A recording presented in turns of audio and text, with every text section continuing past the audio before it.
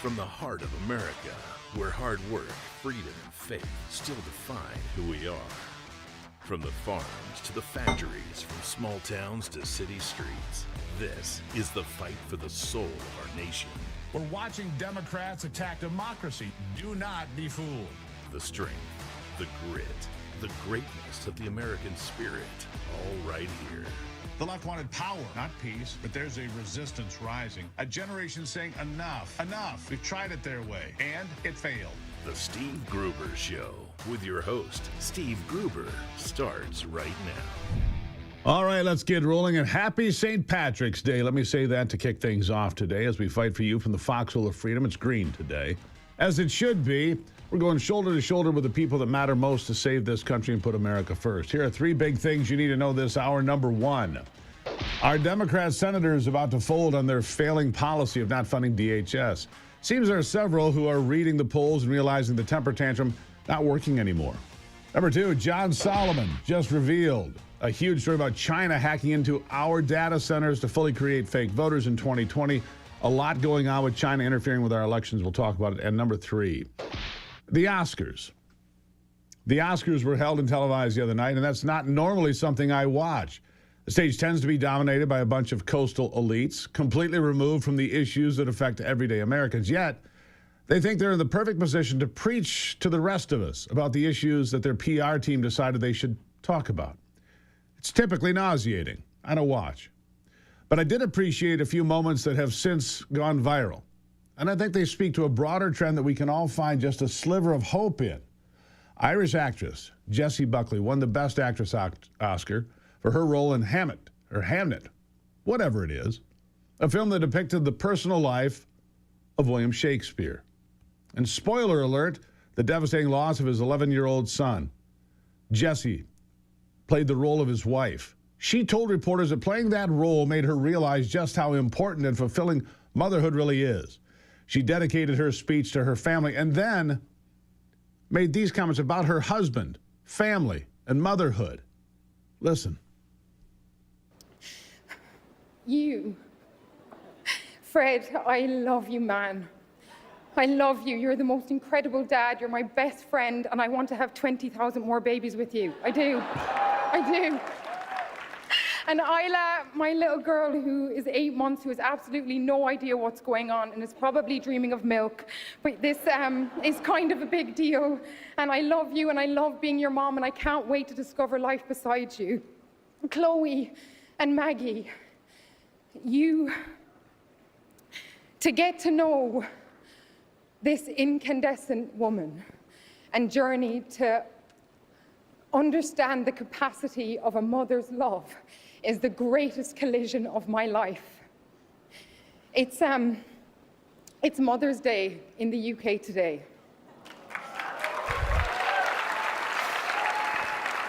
So I would like to dedicate this to the beautiful chaos of a mother's heart. Wow. In an age and an industry that tells women that marriage is a trap and children are a burden, this is something, well, quite refreshing to hear. I don't think Hollywood knew what to do with her joke about 20,000 babies since they're more concerned with climate change and gender identity and abortion, of course, but I certainly applaud it. Women need to hear that embracing the privilege and responsibility of being a mother is a great thing. And even if it demands much of you, it's something that will always be worth it, especially alongside a husband whom you love and build a family with. I really enjoyed seeing that. Played it yesterday, play it again today.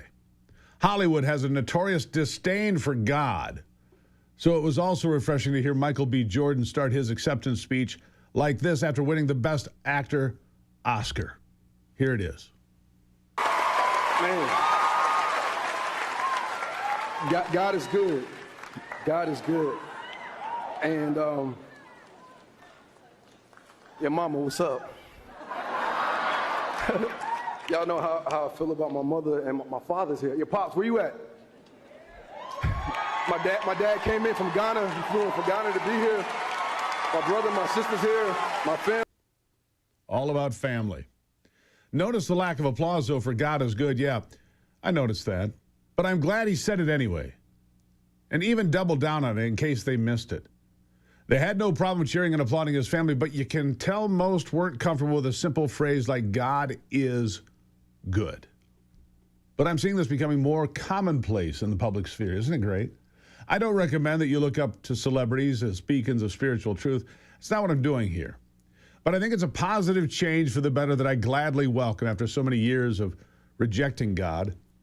And it's not just actors and actresses and pop stars who are willing to go public about their faith. I'm seeing this trend amplified in the sports sphere, too. You'll remember that Tim Tebow really made a name for himself years ago doing this, but he did it more or less by himself. It was considered an anomaly. And he was an outsider for being so bold about his faith, but it's becoming much more commonplace these days. This was what Indiana's quarterback, Fernando Mendoza, had to say after winning the college national championship just a few weeks ago. Remember this? Fourth quarter, you're leading by just 3 points, and coach decides to go for it on fourth down. What did he say to you in that huddle, and how did you execute it? That's one thing about our team. We're always going to put all on the line. And, I want to give all the glory and thanks to God there. My offensive lineman blocked perfectly. It's super sweet of myself. I was a 2-star recruit coming out of high school. I got declined to walk on offer to the University of Miami. Full circle moment here playing in Miami for all the friends and family. I can't thank Coach Nettie enough and Coach Whitmer and Coach Anna for taking a chance on me, and just give all the glory to God. All the glory to God. He kept repeating it. Sweet kid who's not ashamed of his faith at all. He's been vocal about it several other times when given any kind of camera time. Professional athletes have stepped up on this same subject and on the same stage. The New England Patriots quarterback Drake May thanked God for his win as the first thing he did after winning the Super Bowl last month. And during the post-game presser, he said nothing matters more than his relationship with God. Listen. Yeah, I try to take advantage of this platform that I've been given, getting bigger by the good Lord, try to, have a constant reminder that, my purpose is bigger than my passion, and always finding something that, I was trying to chase. I was trying to chase a passion in life, and that happened to turn out to be football, and knowing that there's always been a constant in my life, and that's been my faith, knowing that no matter at any time, highs, lows, times when I feel like I need prayer, sometimes when I feel like I'm at the highest moments to talk and knowing that relationship with the Lord and my follower of Jesus Christ is the biggest thing in my life, and keeping that at number one, and knowing that is what's got me here and what helps me get here and what I can shine light onto others, and knowing that having hopefully leading them to a relationship with them or doing whatever I can to help lead them to Jesus Christ, and knowing that how their life can change and what it can do. Yeah. Correction. They did not win, but he was still right there in the spotlight. I'd just like to make a quick comparison here between Drake May and the last guy that won a championship for the Patriots, Tom Brady. Brady won 6 times while the Patriots were having him at quarterback. But in a 60 Minutes interview almost a decade ago, this is what he had to say. Tom Brady, real quickly. But with all that money, fame, and career accomplishments, we were surprised to hear this from him. Why do I have 3 Super Bowl rings and still think there's something greater out there for me? I mean, maybe a lot of people would say, hey, man, this is what it is. I reached my goal, my dream, my life is... Me, I think, God, it's got to be more than this. What's the answer? I wish I knew. God. There's your answer. Haunting, isn't it? I'll have more after the break. Good Tuesday morning. It's the Steve Gruber Show.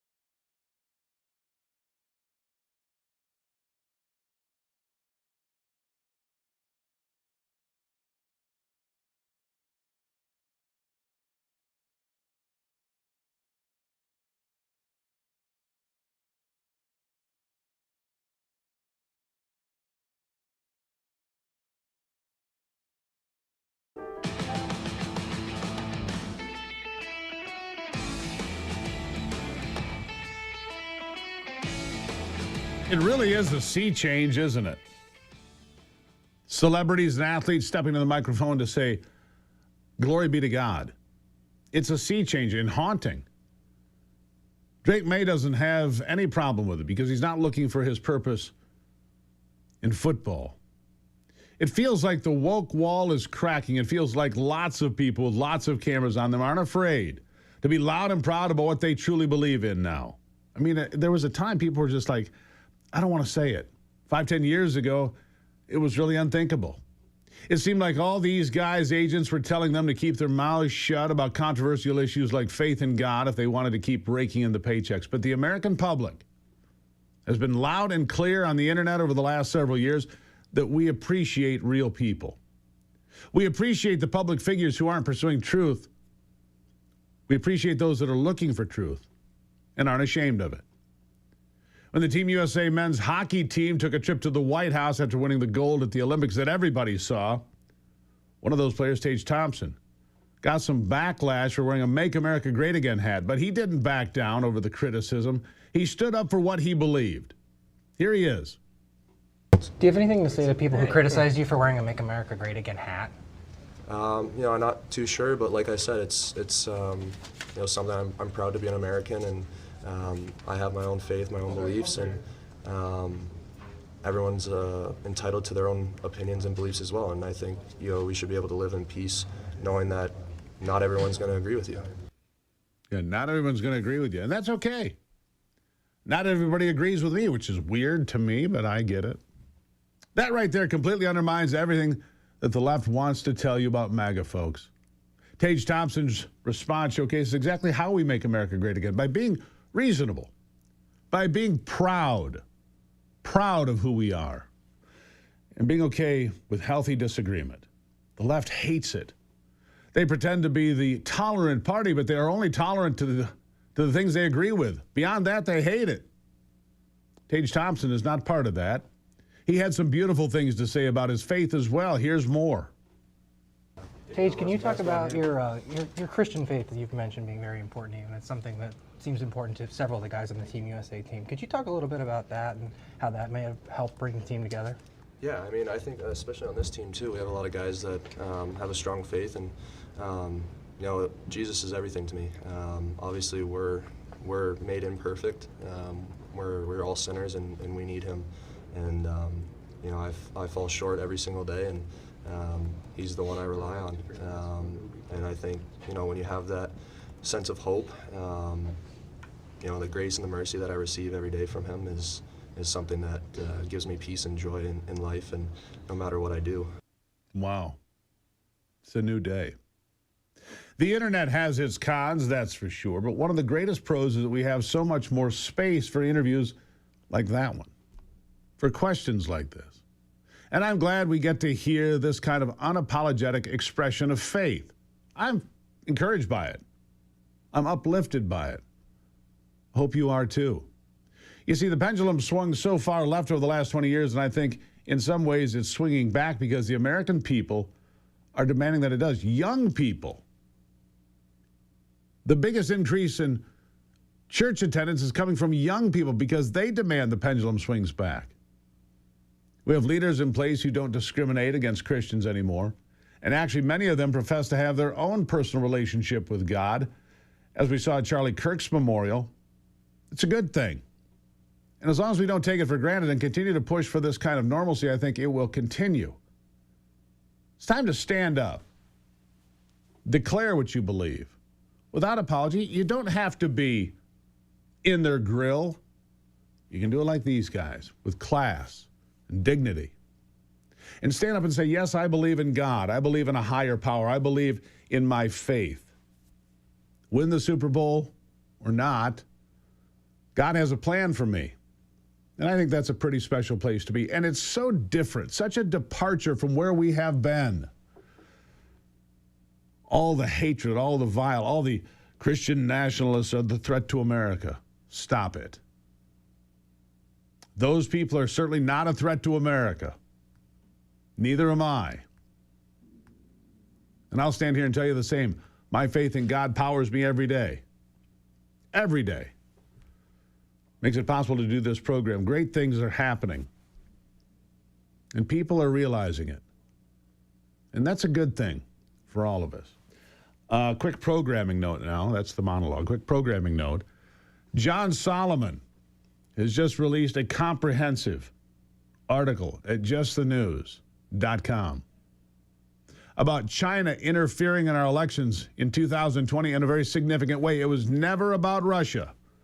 We've been alluding to this for a few weeks now. Well, the stories are now dropping. They have the receipts. There's more to come. China interfered with our elections. When that happened in the UK, they considered it an act of war. We should as well. Everyone knows the next medical crisis is not too far away. Whether it comes in the form of a crippling winter storm or a pandemic or something much more mundane like a tick bite, you and your family need to be prepared, and that's where the Wellness Company comes in. The Wellness Company with doctors like Peter McCullough. The Wellness Company and their doctors are medical professionals that you can trust. The prescription line of medical kits are the gold standard when it comes to keeping you safe and healthy. Whether it's the medical emergency kit, the contagion kit, the first aid kit, or the travel kit, these prescription kits contain an assortment of life-saving medications and guidebooks to assist you in the proper use of all the medications you'll find there. Rest assured knowing that you have emergency antibiotics, antivirals, and antiparasitics on hand to keep you and your family safe no matter what happens. Easy to get your hands on them. twc.health/Gruber. Go there today and order. twc.health/Gruber. When you use the promo code Gruber, you're going to save 10%. There are other great products there as well. QR codes right there on your screen, right here. Right here. We've used the Wellness Company for years. Their emergency kit, their first aid kit, the best I've ever seen and ever used. And yes, I've had to use it a few times because, well, that's my lot in life. twc.health/Gruber. Use the promo code Gruber, save 10%. All right, I'll take a break and be right back. This is the Steve Gruber Show.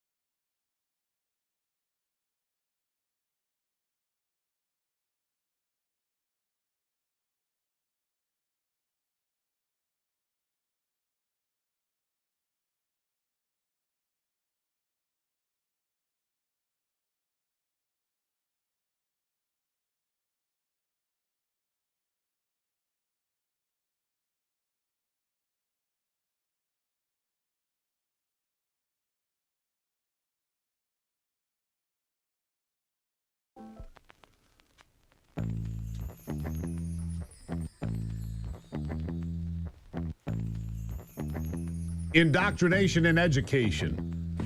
We talk about it here as we should because we see evidence of it and examples of it, anecdotal stories every day.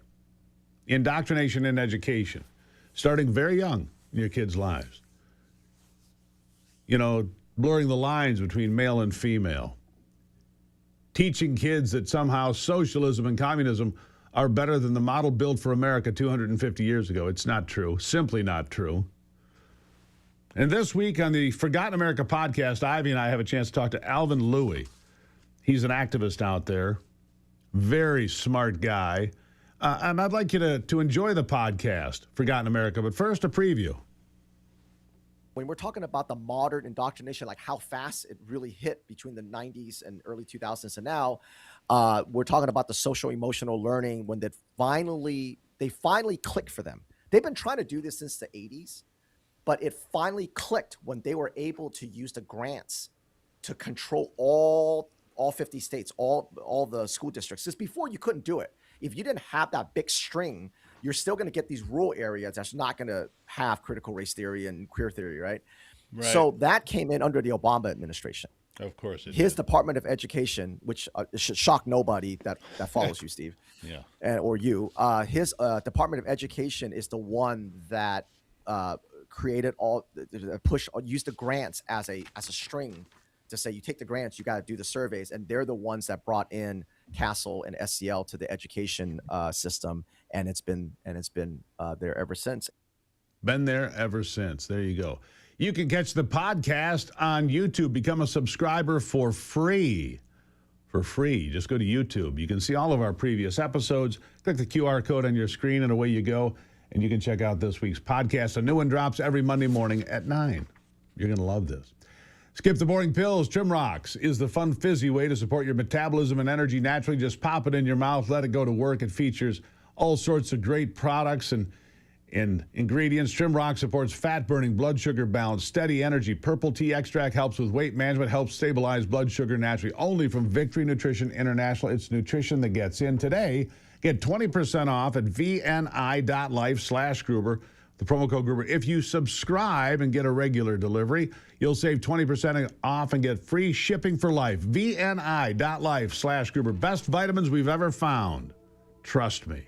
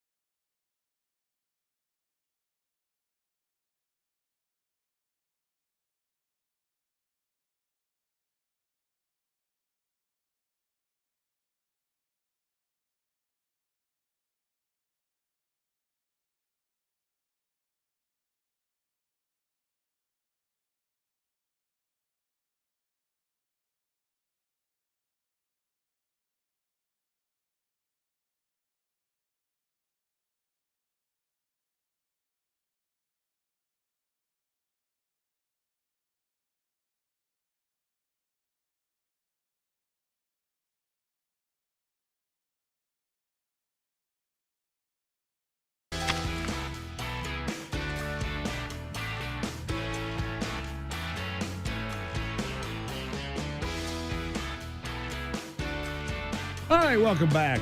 Iran, we're in our third week of the conflict there. Not much to report in the last couple of days. No big strikes that I've seen, although it seems that maybe more Iranian leadership was taken out. We'll keep an eye on that and give you an update when we can. But how far is the regime in Tehran willing to go? Obviously, they're backed in a corner. They're desperate. Their leadership has been taken out. Their Navy has been sunk. Their Air Force has been grounded. They're not in a good place. Would they take this to an unthinkable place? Maybe. Dr. Stephen Quay is a doctor, a PhD, and senior fellow at the Hudson Institute. Joining me now. Doctor, thank you for being here. Good morning. It's good to be here, Steve. And when I say taking it to an unthinkable place, I'm talking about biological weapons. I'm talking about germ warfare. Obviously banned by the Geneva Convention, but I don't think the regime in Tehran is concerned about some documents signed by the Allies after World War II. They're concerned about trying to save their power and their control. What about biological threats? They're completely overlooked as a risk, but should they be?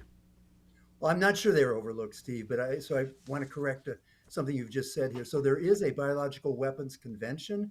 It was said that the State Department has determined that they're not up to date on what are called confidence building measures, things that would allow them to be, disclosing what they're doing. So I think that we should be cautious about, being concerned that they have something in the biological weapons area. Well, how would they introduce it? Would it just be an indiscriminate? I mean, this is what they've been doing as of late, sending little bursts of drones here and there, a missile now and then. But they have been completely degraded as far as their military capabilities. Like I said, 90 ships, according to CENTCOM, have been either sunk or hit to the point of being useless. Their Air Force has no value because they don't have any planes left that I'm aware of at this point. How would they introduce a biological weapon, and where would they do such a thing? Would it be an indiscriminate toss into some neighboring country? What do you think?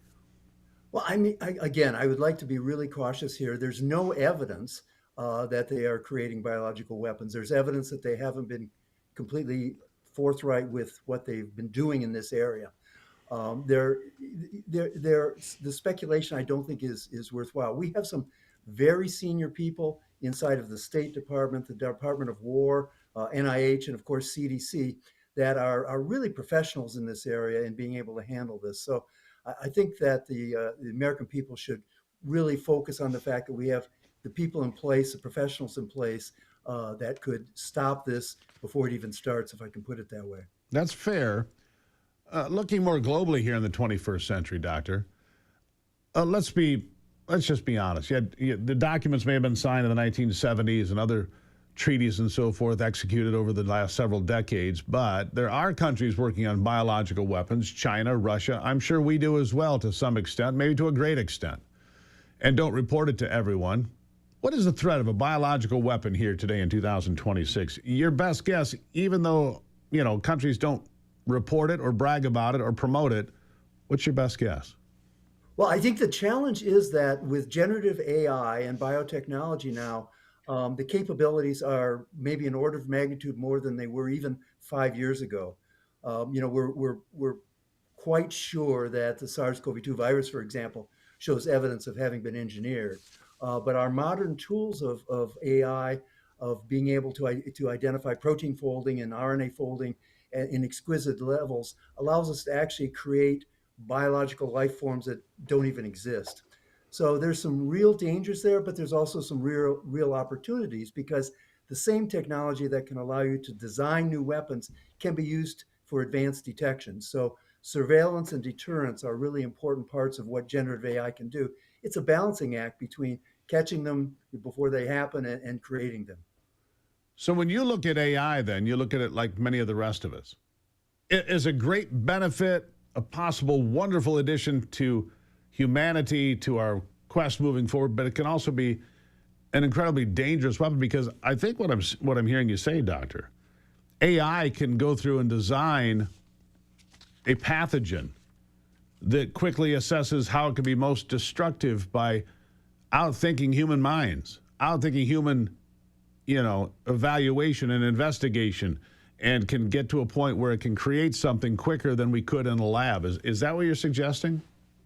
Yeah. Well, so the white team can create new proteins, antibodies never existed before, that can fight cancer, that can prevent all kinds of diseases.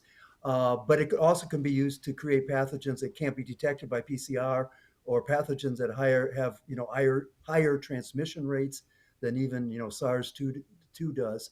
So, like all new technologies, it's a double-edged sword.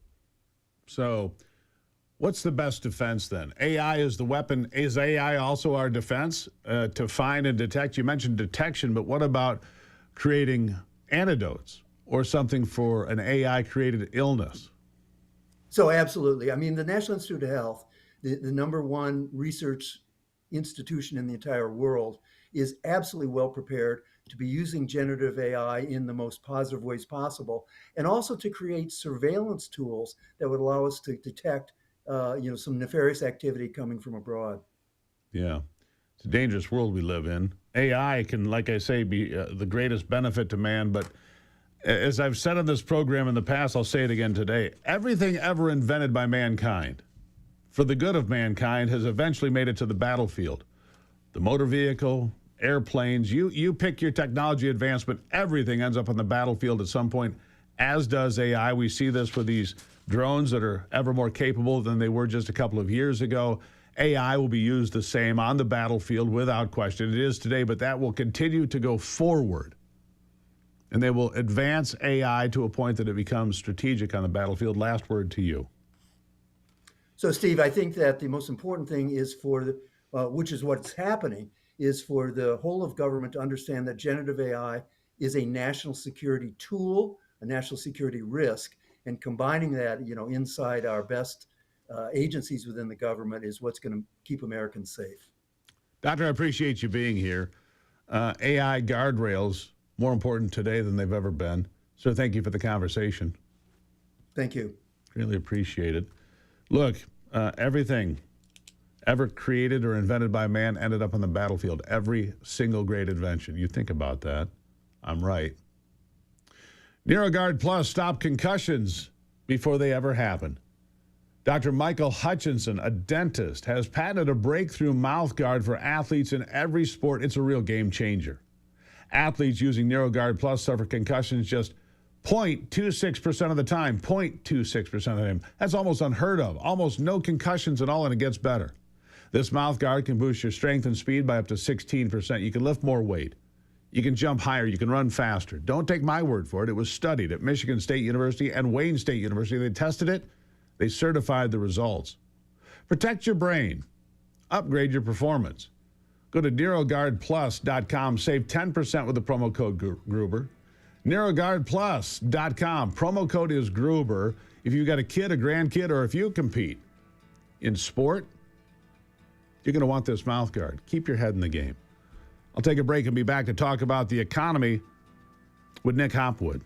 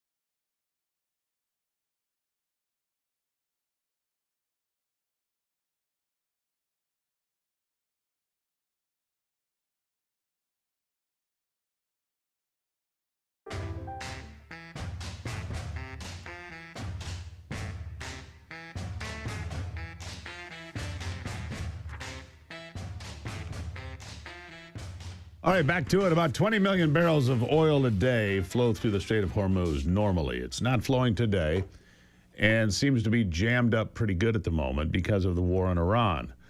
Some things can be done, but gas went up another 8 cents overnight. So gas will surpass $4 a gallon in most places before this is all said and done. Some states are still at $3.20.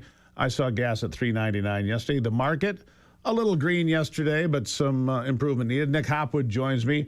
No lazy money with Nick Hopwood. He's the president and founder of Peak Wealth Management, oversees a team of CFPs helping clients retire with peak confidence. You can always scan the QR code coming up in a moment. We'll get that for you. Nick, good morning. Good morning, Steve. How are you, sir? I'm good. You know, I'm looking at the market yesterday. Had a pretty good day, up almost 400 points, everything in the green, but we're down to 46,900, well below that 50,000 high that it surpassed a couple of times. But, you know, just as the war started, I saw people say, oh, it's going to go down 25%. The market's going to, you know, just be on fire. It had some rough days, but it didn't set on fire. Oil is higher, clearly, running in the mid-90s now. I think it's artificially high from speculation and fear. But overall, we're taking some bumps here. But it's not, you know, I've seen worse. Let me put it that way. Your thoughts?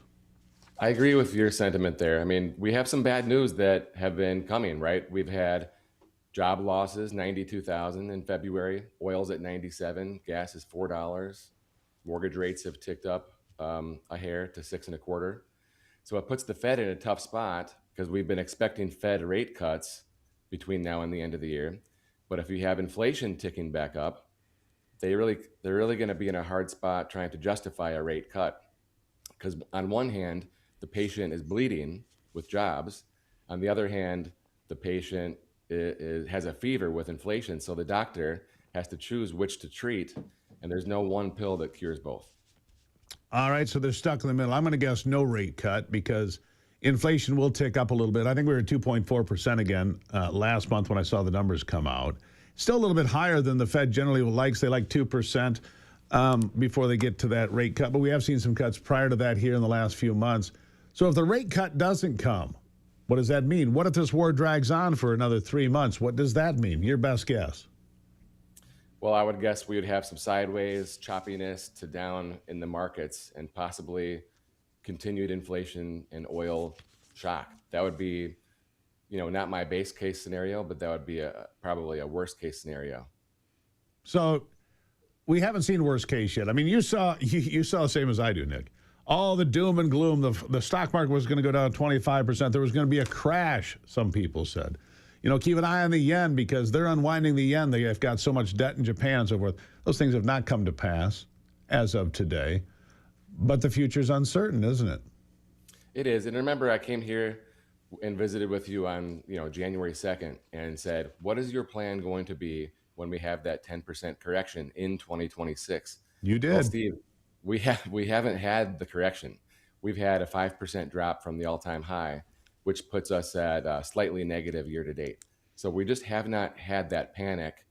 And again, I'll remind you, ask yourself, when the panic comes, when the correction does visit, what will your plan of action be?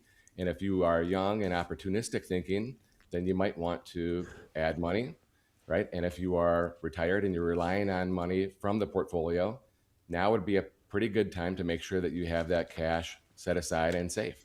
Well, I think it's William Buffett that says when there's blood in the streets, buy.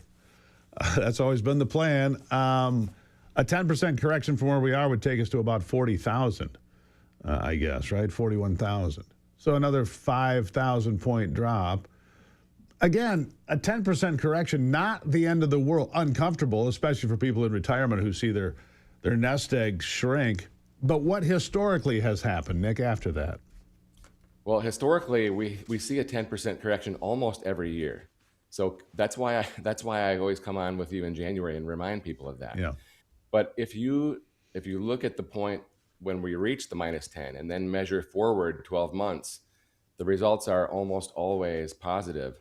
So when you buy, like Buffett said, when there's blood in the streets, most of the time you're rewarded within 1 year. So that's good news. I mean, that is good news, right? So you usually get rewarded. I want to talk about a couple other things you've got here in the notes because I want to remind people, if you've been putting money into your 401k for 30 years, there's a tax liability coming your way, a tax bomb maybe. Inherited IRAs, the 10-year rule, kicking that tax bomb as well. There are things that people that keep socking their money away, they don't think about, at some point I have to take that money, and there's going to be a tax penalty associated with that, right?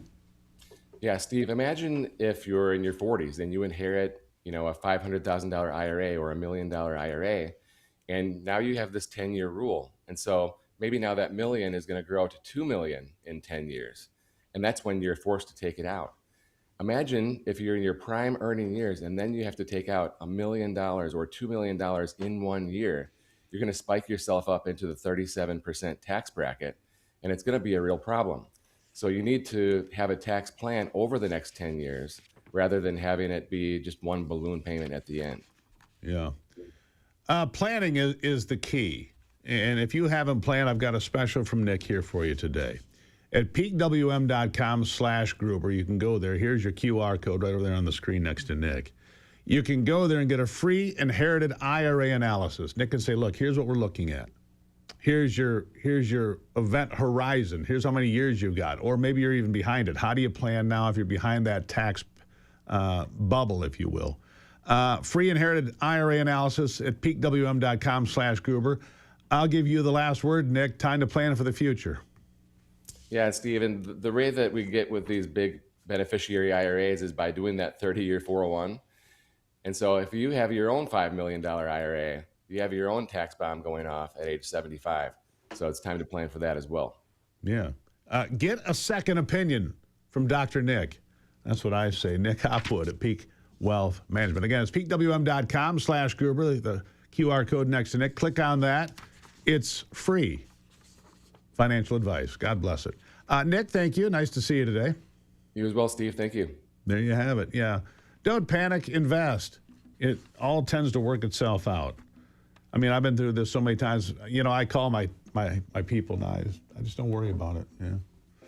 I'll take a break and be right back. It is the Steve Gruber Show.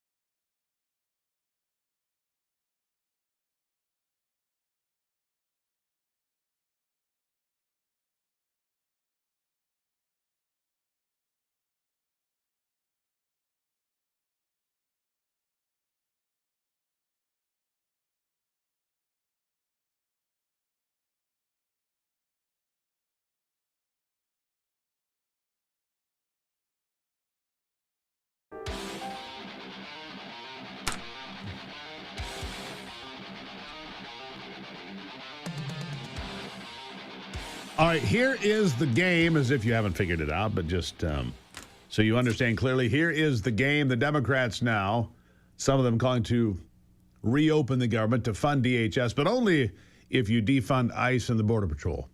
How does that make any sense? Defund the Border Patrol. Defund the people from ICE that are in this country getting dangerous felons off the streets that are here illegally. And so the game here is for the Democrats to pivot in some fashion to blame the Republicans for their shutdown. That's the narrative being played out today. There are a number of Democrat senators now, including my own, Alyssa Slotkin, saying we need to fund DHS. No kidding. And you know why this is happening? Because people are angry. People that try to fly right now and get stuck in these long lines because TSA agents are calling in sick or not showing up at all or quitting their jobs because for the third time they're sick and tired of not getting paid for going to work, because of Democrats who think it's time to hijack the government and make these people at TSA and CISA and the Coast Guard pawns in their political objectives. These people are rejecting it, and they know it's not polling well anymore. In fact, the polling for the president's pretty good. The polling for the Save America Act is fabulous. They're losing that conversation, too. And by the way, I'm told the talking filibuster could start as soon as tomorrow on the Save America Act. This is very important. All right, so DHS will be refunded, as in the payments will start again.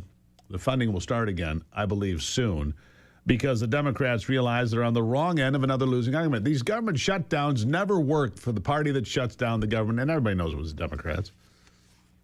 Democrats shut it down because they threw a temper tantrum over removing illegal aliens from the city streets of this country. So that's where we are. Coming up in the next hour, you don't want to miss the top of the next hour. We're going to talk in detail about John Solomon's brand new story at justthenews.com, fingering China for interfering with our elections in a very impactful way in 2020, getting inside our databases. It's a really important story. I'm going to dig in deep, give you all the details. The story's sitting right here. All right, you don't want to miss it. Coming up on the Steve Gruber Show. Remember to follow me on social media, Instagram, Facebook, Getter, Twitter, X, all of it, and TikTok. I show up there from time to time. More after this.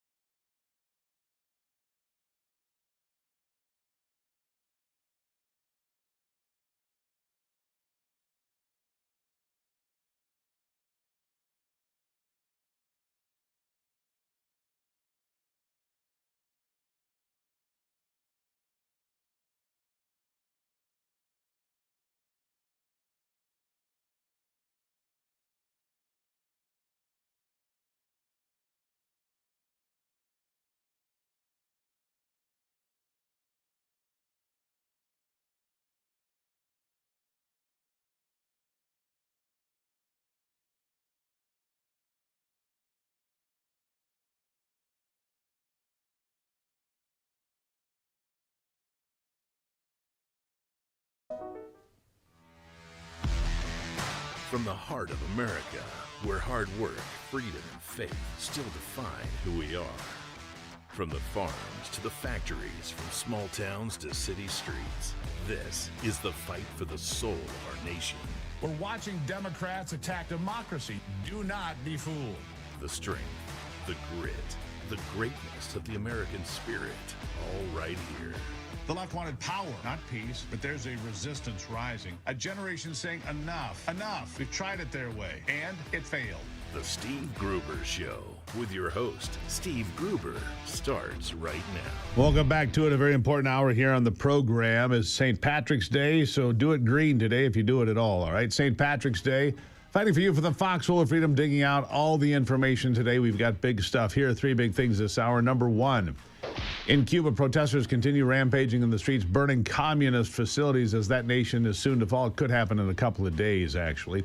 Number two, gas prices continue to rise, rolling past $4 a gallon, another 8 cents up overnight. How far will it go? And number three, okay, my friend and the very best investigative journalist working today, John Solomon, going to announce and is announcing today that after an exhaustive several months, he can now report with certainty that China broke into state databases about election, maybe 20 states involved. And their intention was, it appears, to create fake personas, fake people, and then get them fake mail-in ballots or illegal. It's an earth-shattering revelation. Now that the whole Russia collusion story has been completely debunked, we find out it was actually China interfering in our elections and working against Donald Trump and Republicans. And here's what's worse. Our intelligence community has known about this since before the 2020 elections, dating back to early 2020. Yes, it's always been China that infiltrated our elections. They did so with great effectiveness. It's something you must hear. John Solomon, here he is yesterday talking about the story breaking today. Listen. When we had similar revelations in 2024 in Great Britain, that Great Britain's voter registration databases had been hacked by China, it created a national scandal, an outrage. There were special blue ribbon commissions. There were serious matters. The United States has known of similar problems of China infiltrations of our voter data going back to 2020, and they've done nothing about it. They have kept it a secret, and I think that that is what the goal here is, to come up with any narrative to diminish what we're going to show. Now, I've yet to get the documents from the Trump White House or the Trump intelligence agencies, but remarkably, I've been able to get good documents from Biden-era intelligence officials. They've been more cooperative in trying to get the truth out about China's infiltrations of our voter databases. Since early 2020, the U.S. intelligence community has known and hidden the fact that Beijing gained access to American voter registration data. I'm reading from his article now. I want you to have this. This is the most important story you're going to hear today. Chinese intelligence officials analyzed multiple U.S. states' election voter registration data, conduct public opinion analysis of the 2020 U.S. general election, cyber operations enabling expansive authoritarianism. That's from a memo, the one memo that John Solomon has. The memo, heavily redacted and quietly declassified by the Biden administration 2 years after it was written, has escaped most public scrutiny. It's how Beijing got the data and what operations it has taken and contemplated. What's crazy is the fact that China has access to these voter rolls, but we don't, said a whistleblower. Tulsi Gabbard and CIA Director John Ratcliffe working to declassify now all the explosive documents showing what China did and who in the U.S. government knew about it. Plenty of people knew about it. That's a fact. U.S. intelligence agencies possess several raw reports dating to the spring of 2020, early 2020, 6 years ago now, showing China gained access to American voter registration data spanning several states, as many as 20, is what I'm hearing, as well as a few finished intelligence products referring to such breaches, including at least one presidential daily briefing. That's how far they got into this thing, did the Chinese. Voter registration data is not the same as ballots where Americans choose their candidates, but it contains sensitive, personally identifying information, like a driver's license, partial Social Security numbers. The data is considered so sensitive that several Democrat states are currently trying to fight the Justice Department from obtaining it in other investigations. Liberal groups consider this the holy grail. China had it. Our own DOJ is being blocked from having it. In the hands of a foreign power, here's from the article. In the hands of a foreign power, such data could be used to mimic Social Security personas designed to influence elections or make absentee ballot requests to cast fake ballots. There it is. The mass mail-in ballots were always the crux of the problem in 2020. It's what I've said from day one. Yes, the machines may have played a role, but it was the mass mail-in ballots that were the biggest problem in 2020, maybe 22, maybe even in 2024. Whistleblowers were blocked by colleagues. One in particular was told he couldn't investigate investigations anymore. He was moved to a new job and later fired.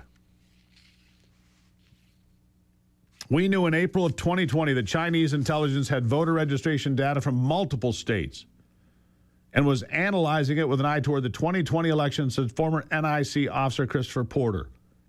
Said that to John Solomon in Just the News. But CIA blocked efforts to inform President Trump and later stopped many of these reports from being made available to Congress, too. During the Biden administration, when I raised concern about the legal requirement to share these and other reports with congressional oversight, they changed my job to exclude me from elections and then fired me, he said. Whistleblowers being marginalized and fired. John Ratcliffe has this information. Tulsi Gabbard has this information. And we are told they are working to declassify this information. Here's how it would have worked, I think. And I'm going to read the tea leaves a little bit here. There's plenty of evidence that China accessed the databases. Remember, again, I go back to that truckload of fake driver's licenses stopped in Chicago, 2020 November. I go to the 10,000 fake mail-in ballots confiscated by the Michigan State Police in Muskegon, Michigan, also November 2020. I go back to the story of the driver for the United States Post Office who drove an 18-wheeler full of mail-in ballots from New York to Pennsylvania, another one of those key swing states, to Pennsylvania, November 2020. This is a huge story, folks.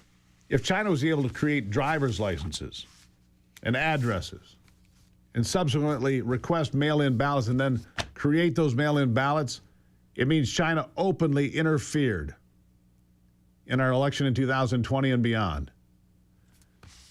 This is the biggest story you're going to hear today. John Solomon, Just the News, I applaud them for the work here. And because of these stories that are now dropping, it will mean that Tulsi Gabbard, John Ratcliffe, and all the rest of the intelligence community are on notice. We've got the information. Declassify it.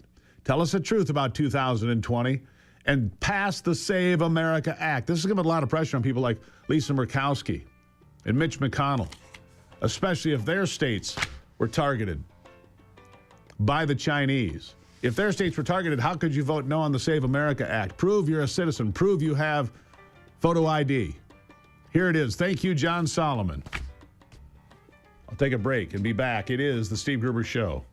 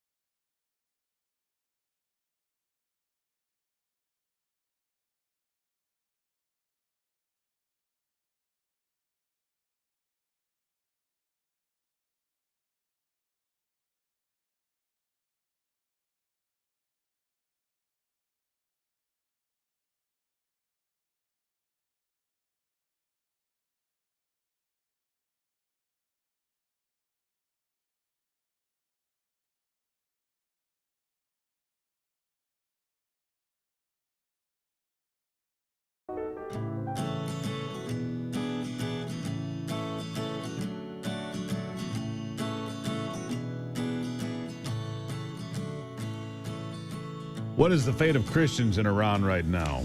Not good. Though I'm told it is the fastest growing faith in the nation of Iran, more than 1 million Christians.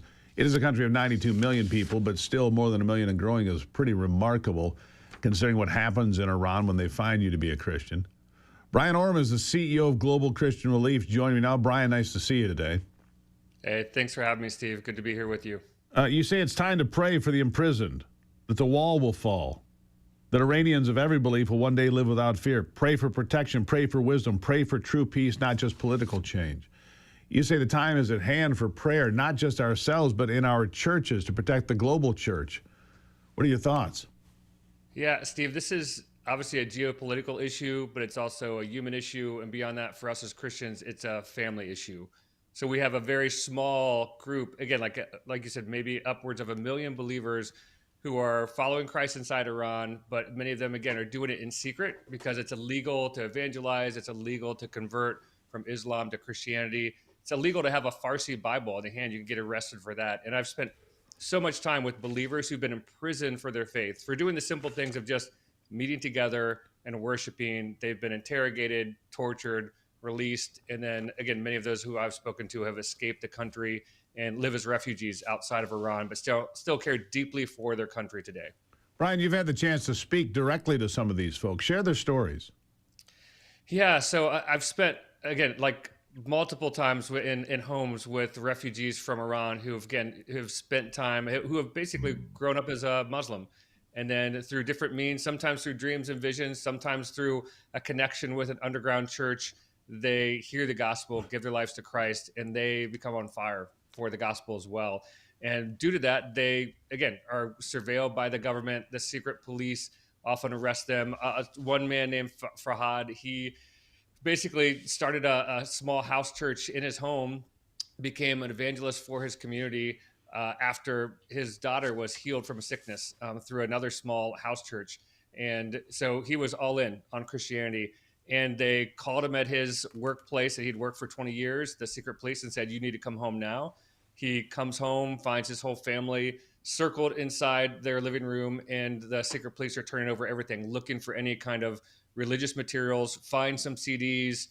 They handcuff Farad, blindfold him, take him to prison, and he spends a month there where he's interrogated from midnight to 4 a.m., psychologically, tortured, physically tortured, threats against his family. He's finally released and goes home on bail and awaits trial, goes to that trial, and through a number of different circumstances, him and his wife committed to the fact that they would not shrink back from their faith, that they would go forward. And they often sing the hymn, "I Surrender All," which many of us know, in their house church. And that was kind of the song and the theme during that courtroom. He was released with the directive not to evangelize again, or he would face further punishment. And he continued after that, continued to do that. But it became so tight that eventually many Christians who do practice evangelism, do follow Christ, and try to share that and disciple others, are just the extreme surveillance on them becomes almost unlivable. And he had to escape the country for his faith, and again, lost everything because of that, but still has the joy of Christ in his heart. Was his family able to get out? They were. Yeah. In fact, I've just spoken with them. I stay in touch with him often. They were all able to get out. And that's a whole kind of harrowing story of how people escape Iran as well. But yeah, his family was able to escape with him. But I would say this, Steve, many of them who do escape, they go to places like Turkey and other nearby countries where they become refugees with little rights and little value. And so again, for my friend Farad, he's working on the black labor market in Turkey because they won't give them any citizenship, don't have any programs left for them. And it's a devastating place to be. It's almost like they're in limbo. So their faith that the persecution they go through in Iran carries with them to the next country. And they're still struggling to go what will be next for us? How do I provide for my family? What do we do? And the traditional systems do not work for them whatsoever. Yeah, it's a tough place to be. Little information getting out of Iran right now. I'm guessing that Christians do not fare well when identified in this upheaval.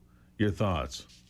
Yeah, Steve, it's like the war. They're already vulnerable. I mean, less than 1%, and they're often surveilled. And so, when war does happen, they often become either invisible or harder targets. And we do know through some of the protests there were Christians killed. And from what we hear from our partners as well, too, is that it is the screws have been tightened. And so this is not an easy time. It's a time where, again, anyone who's seen as a dissident to the regime is that the screws are tightened on them right now. And so it's a very, very challenging time for the church, and something, again, as Christians, we should look through the headlines. That we understand that the geopolitical piece is at play too, but we should look at this as a church issue and think through these believers who right now are in incredible uncertainty. And again, still many of them who are in prison right now, and in Evin prison, one of the main prisons in Tehran.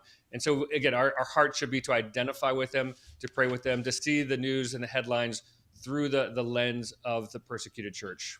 Yeah. Difficult time to be a Christian in Iran. It's never been easy. Might be harder today. Brian Orm, real quickly, tell us about Global Christian Relief. Yeah, Steve, Global Christian Relief, we seek to empower persecuted believers in some of the most challenging countries in the world to follow Jesus and help them to become a light for Christ. So give them support, emergency relief, trauma aid, distribute Bibles, disciple. But our goal is to lift up the resilient church in places like Iran and in places like Nigeria and Syria and Afghanistan and so many others across the world. And our call is to just, again, engage Christians here to stand with the persecuted body around the world. And they can do that through prayer and support in meaningful ways. And the beautiful thing, Steve, is that when we step into the stories of the persecuted, it's our own faith that's also enriched deeply. Real quickly, your website. Yeah, gcrelief.org.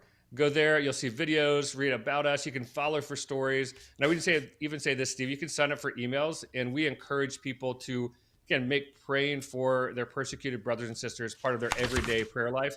It's changed my faith, and it definitely can change others as well. gcrelief.org, gcrelief.org. Brian Orm, thank you. Thank you so much, Steve. It is the Steve Gruber Show on a St. Patrick's Day. We'll talk more about that coming up in the next hour, by the way. What do you really know about St. Patrick? Boy, we learned some things. Ivy's going to share that in the next hour. I'll be back in just a moment.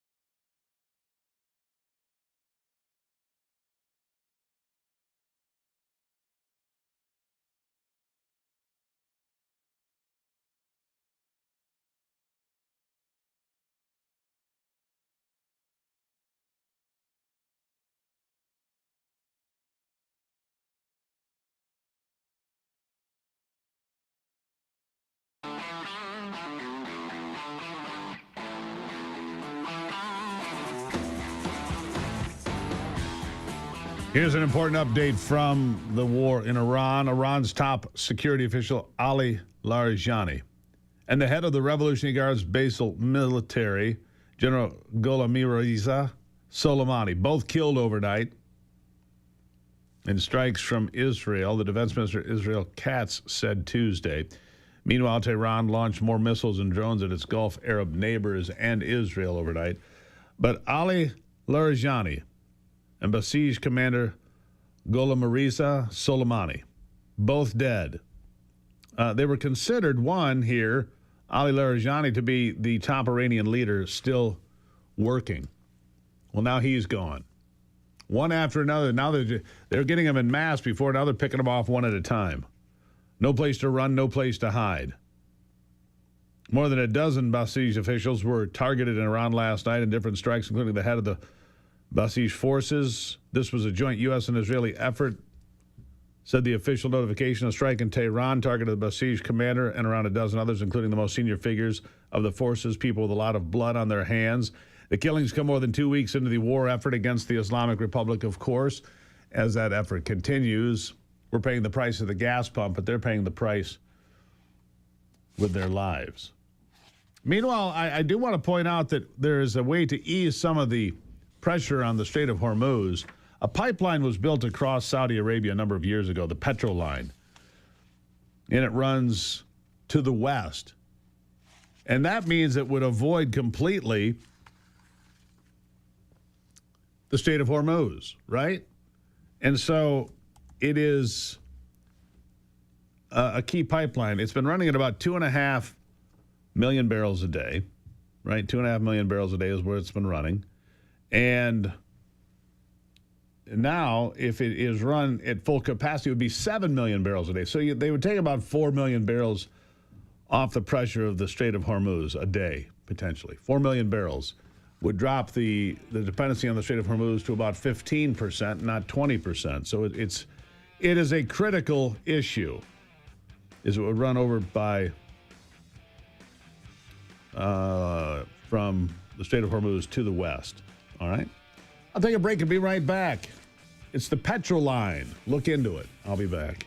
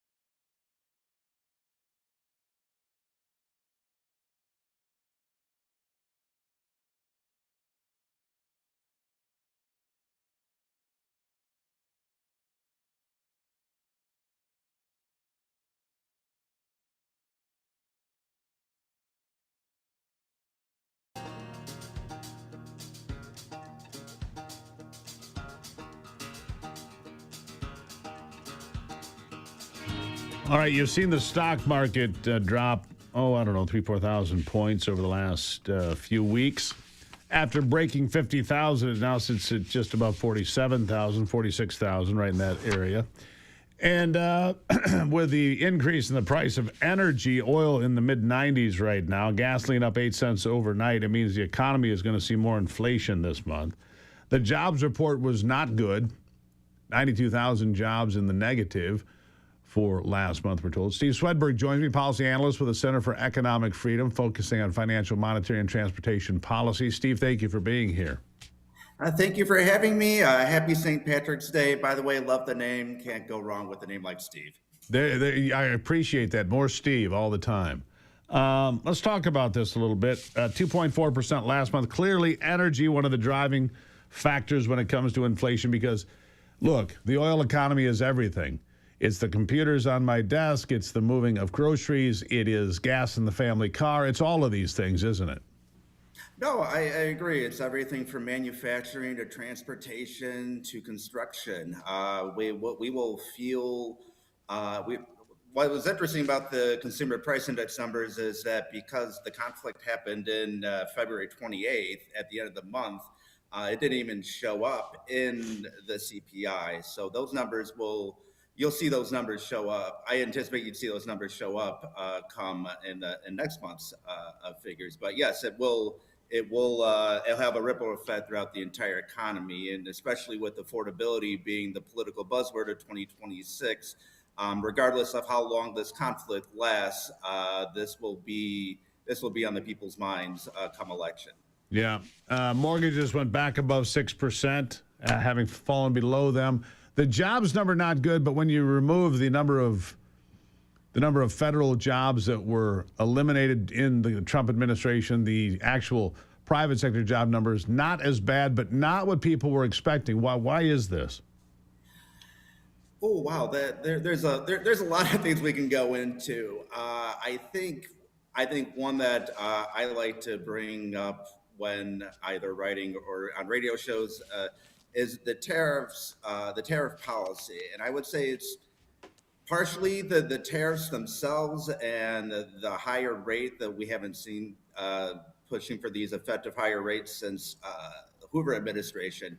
But I would also say it's the uncertainty that comes along with the tariff policy. I did market research for 9 years before I did policy research, and I'll tell you, one of my big takeaways was that one thing that businesses hate even more than regulations on their industry is uncertainty, and the tariff policy creates a lot of uncertainty, and the monetary policy with questioning whether there's political independence, not only with trying to prosecute Jerome Powell, but also questions about whether Kevin Warsh will remain independent from the executive and legislative branches. Those are also big question marks that are creating doubt, and that also plays into whether the dollar remains strong. Yeah, the Fed is going to be a big question mark. It was seen as likely the Fed would make a couple of rate cuts in 2026, but with the increase in the price of oil and gasoline and energy in general, I say that's a lot less likely. Wouldn't you think the same? I do think the same. And even when they did cut the interest rate back in December by a quarter point, I was concerned because the Fed. So what the Fed has, it's called a dual mandate. They're trying to balance price stability with labor market stability. One of our issues here at CEI is that it's very difficult to do both, because typically when you try to do price stability, you do it at the expense of labor market stability. So Jerome Powell knows he's got that balancing act. I'm just concerned, especially now with what's going on in Iran. I'm concerned that if interest rates go down, that's going to put even greater upward pressure on consumer prices. Right. As I look at the Strait of Hormuz here and realize that Saudi Arabia could take some of this pressure off beginning today, they could move another 4 million barrels a day by using the Petro line, an east-west pipeline that runs from the Persian Gulf to the Red Sea. There are ways to reduce the pressure, but it brings me back to just domestic policy. At one time, California produced 40% of America's oil. But in the last 25 years, the eco-terrorists, whatever you want to call them, the Green New Dealers, have blocked energy policy in California over and over again. But under the Defense Production Act, the president just ordered California and some companies there to start producing oil again. And they can't argue about it. It's the Defense Production Act. It's required by an order of the president. So we might see more oil out of California. Venezuela will produce oil, but it'll take a couple of years to get up to 3.5 million barrels where they should be. This pipeline across Saudi Arabia could add another 3 or 4 million barrels a day. But the Persian Gulf and the Gulf of Oman and the Strait of Hormuz in between remain very important, don't they? They do. For the Strait of Hormuz, you're talking about not only 20% of oil production, which that's going to hit Americans more directly, but it also affects 20% of liquefied natural gas, or LNG. That'll hit Europe and other developing nations more heavily. And that's why, by the way, exporter. That's why yesterday Donald Trump told the European nations, send some ships over here to escort tankers through because it hurts you a lot more than it hurts us. Same to China. China, you want the Strait of Hormuz open? Bring some of your ships in here and escort these oil tankers and get the oil moving again. I don't think this is a long-term problem, at least not at this point, but it is a definite pinch, a hard pinch, as we head for Memorial Day, isn't it? Oh, it definitely is. And this will be, as I was getting ready for this, I was thinking the longer this conflict lasts, the bigger of a pinch it will be for the American people. I still think there will be some residual even after the conflict ends, whenever that may be. But without getting into the merits of the conflict itself, the increased energy prices was already one of the anticipated outcomes and negative consequences. We're already seeing that in the pricing.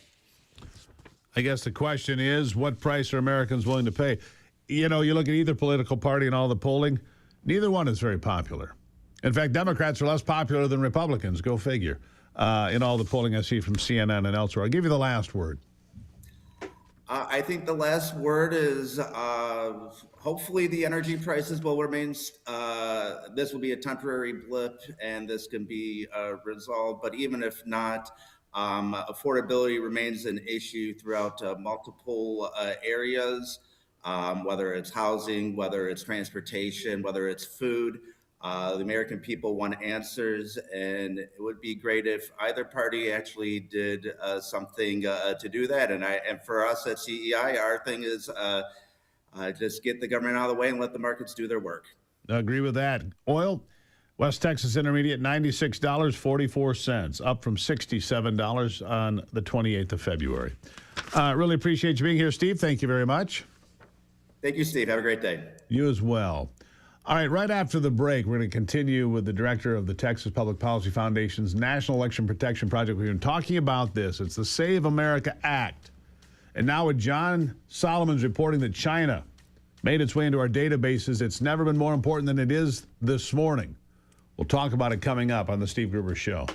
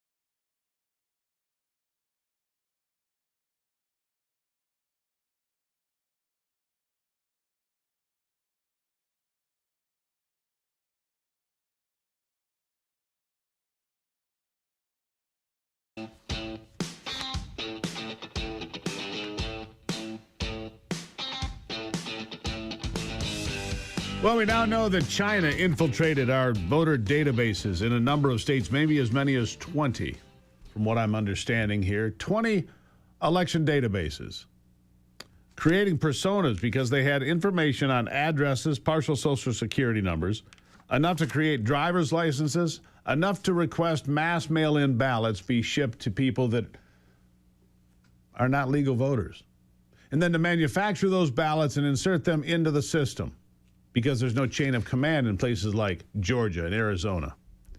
We know these things were going on because of the great reporting of John Solomon at justthenews.com. All right? So that brings us to today in the Save America Act. Never more important than it is today. What if you find out that some of these states like Kentucky, where Mitch McConnell has not supported the Save America Act, or Alaska, where Senator Lisa Murkowski is yet to support the Save America Act, would this change their vote? That's a really important question. Would this change their vote?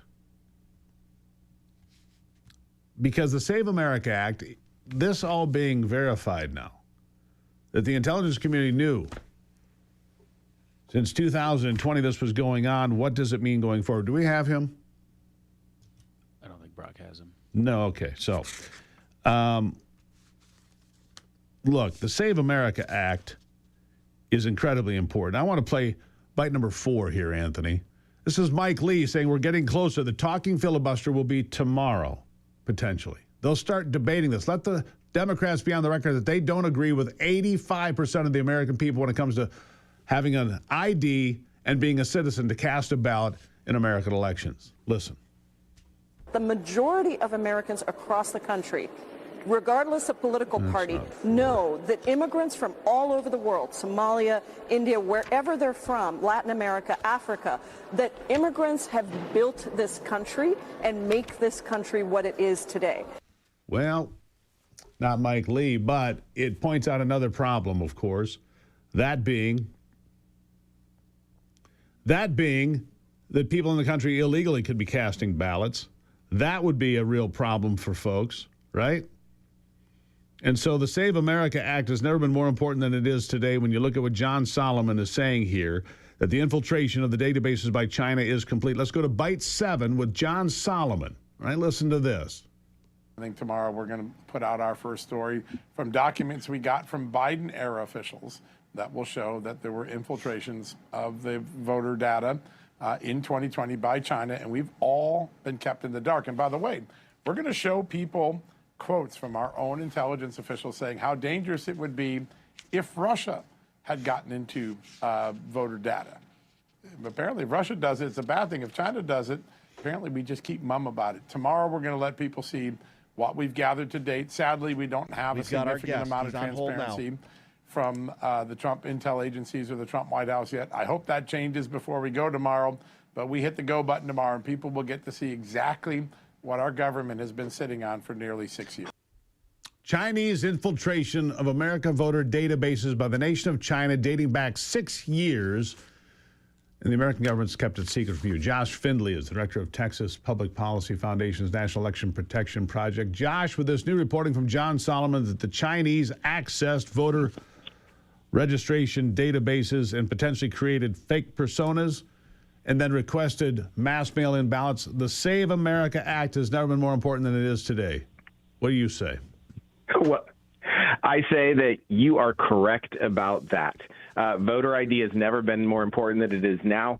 You know, foreign interference or attempted interference with elections is something that has happened for years and years and years. It came to a head with all sorts of allegations in 2020.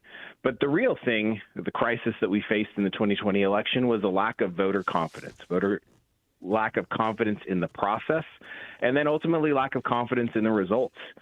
Voter ID and only citizenship voting, which is what the Save America Act aims to do, will provide increased confidence in the election process, increased confidence in the results, and hopefully increased voter turnout across the board. Well, what I want to end, Josh, because this, to me, John Solomon is reporting today, which I've been hearing, bits and pieces of, but here's the full-blown article today. It tells me that I was always right. Mass mail-in ballots are the big problem. The machines may have done something here and there, but the big problem, mass mail-in ballots that come from God only knows where. can swing elections in all sorts of places, plus the idea that you can continue to count votes in California for not just weeks but months to get to the results you want. That has to end. So no more mass mail-in ballots. The election held on election day, not election month or election 6 months. You say? Well, mass mail-in voting is the weakest form of voting that we have in this country, and it's gotten even worse since the 2020 election. You know, it used to be that you had to have an excuse to vote by mail. But now anybody, it seems like, can get a ballot. And the worst part about it is when Democrats, for the most part, passed universal mail-in voting in 2020 and have since codified it, they reduced the transparency and security requirements around those ballots. So now in a lot of states, you don't even have to show an additional identification when you cast your mail-in ballot. You maybe show it once to register to vote, but then you're getting mail-in ballots, it seems like, until the end of time. Yeah. What the Save America Act will do is increase these ID requirements when people go to actually cast their ballot.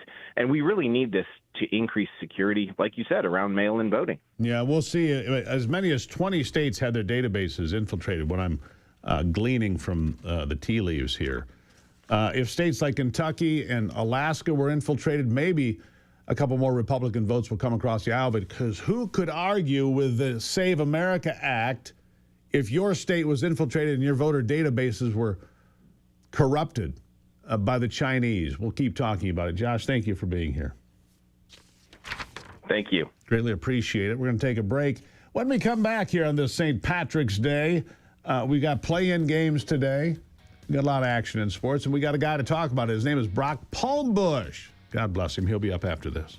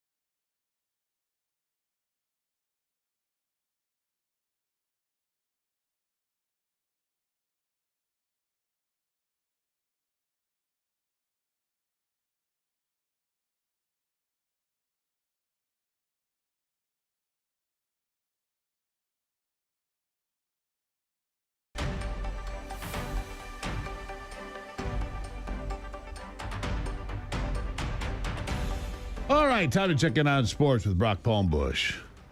With a look at sports, I'm Brock Palmbush. The World Baseball Classic final is set as Venezuela rallied past Italy to win the semifinal 4-2 last night in Miami's Lone Depot Park. 4 straight two-out hits in the 7th inning turned a 2-1 deficit into a 4-2 victory. Venezuela will play the United States tonight for the title down in Miami. There were 8 games in the NBA last night. Winners included Atlanta, Boston, Golden State, and San Antonio. In the NHL, there were 5 games. Winners were Detroit, New Jersey, Pittsburgh, Utah, and Los Angeles. And spring training continues in Major League Baseball. Winners yesterday included Toronto, Minnesota, Atlanta, Milwaukee, and Arizona. We are now 8 days away from opening night when the Pittsburgh Pirates visit the New York Mets. And the NCAA men's basketball tournament begins tonight in Dayton, Ohio, with a pair of opening round games. That's a look at sports. Back to you, Steve. I am confused, Brock. Yeah? I thought the United States lost in this baseball tournament. They lost in pool play to Italy, but were still able to qualify for the quarterfinals. So they beat Canada. So they got into the quarterfinals still. They beat Canada on Friday night, and then they beat the Dominican Republic 2-1 on Sunday. So that got them to the finals, and the other semifinal was last night, and you just heard Venezuela beat Italy in a tight game, 4-2, and it was packed down in Miami's Lone Depot Park, which is where the old Orange Bowl used to be. Yeah. They built the Marlins' new stadium on that site. So U.S. versus Venezuela tonight, 8:00 tonight. There's something cool about that. Yeah, the nationalism, and it's an Olympic No, just year too. Venezuela. With everything that's happened there, the last 3 months. Oh my goodness! I mean, what a remarkable thing for them to make the championship. And I would everybody expect. knows the great history of Venezuelan baseball players that they have. They're just absolutely. a litany of great players. Yep. All right, Brock, thank you. And, of course, the real big dance kicks off Thursday. Who played? However, for you Michigan fans out there, you get a chance to scout your potential opponent because Maryland, Baltimore County plays Howard tonight. Just after 6:30, the winner of that game plays the Wolverines on Thursday. Maryland, Baltimore County. Hey, they were a 16 seed a few years ago, and they beat Virginia in the first round. Fair enough. When does Michigan State play, real quick? They play Thursday afternoon against North Dakota State. All right. Thank you, Brock. Mm-hmm. We'll take a break. Another big hour straight ahead.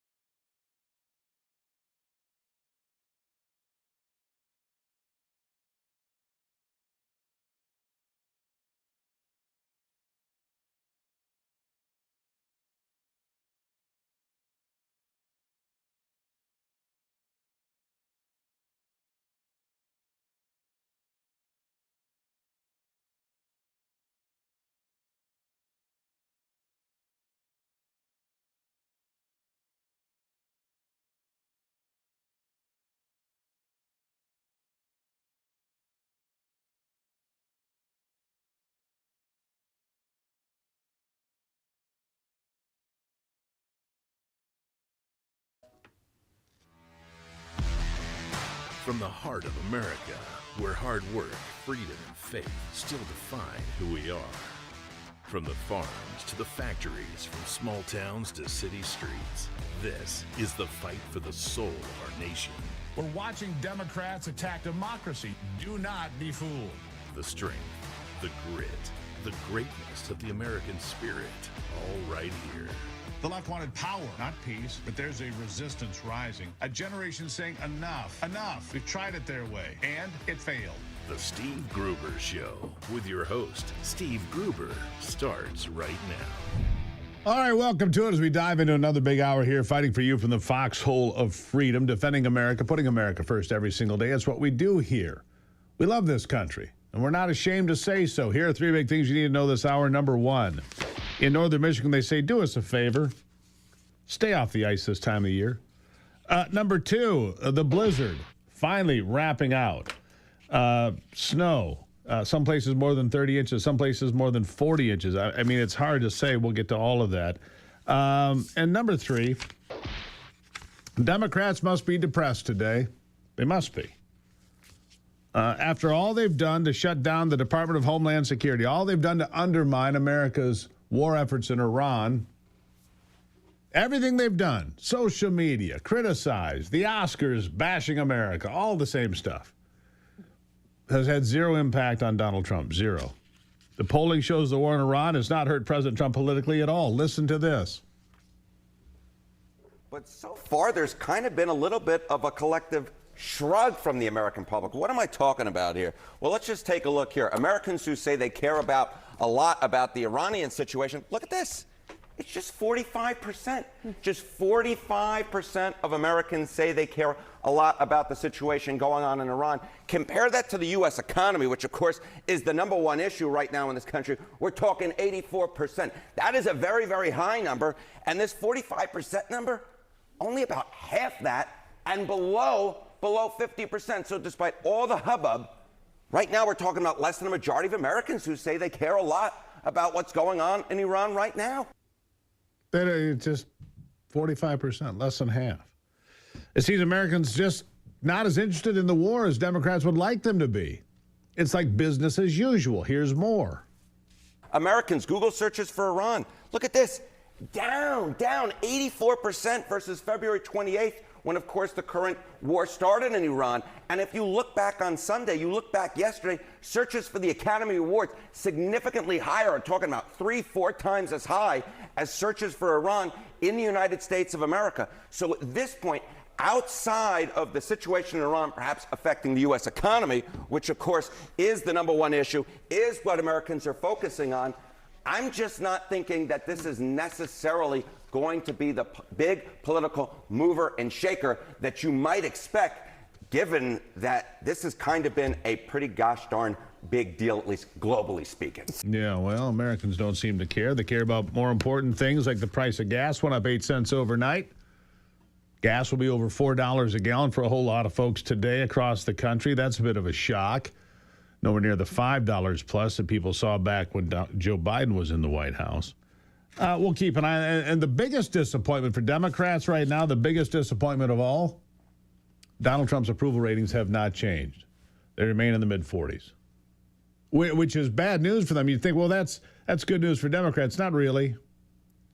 Not really, because their approval ratings are even lower. So Rasmussen has Donald Trump at 44%, RMG at 45%, Qantas Insights 45%.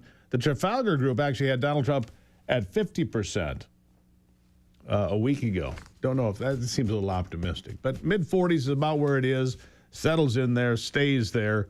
He's about, 10 points underwater. Boy, what a storm in northern Michigan.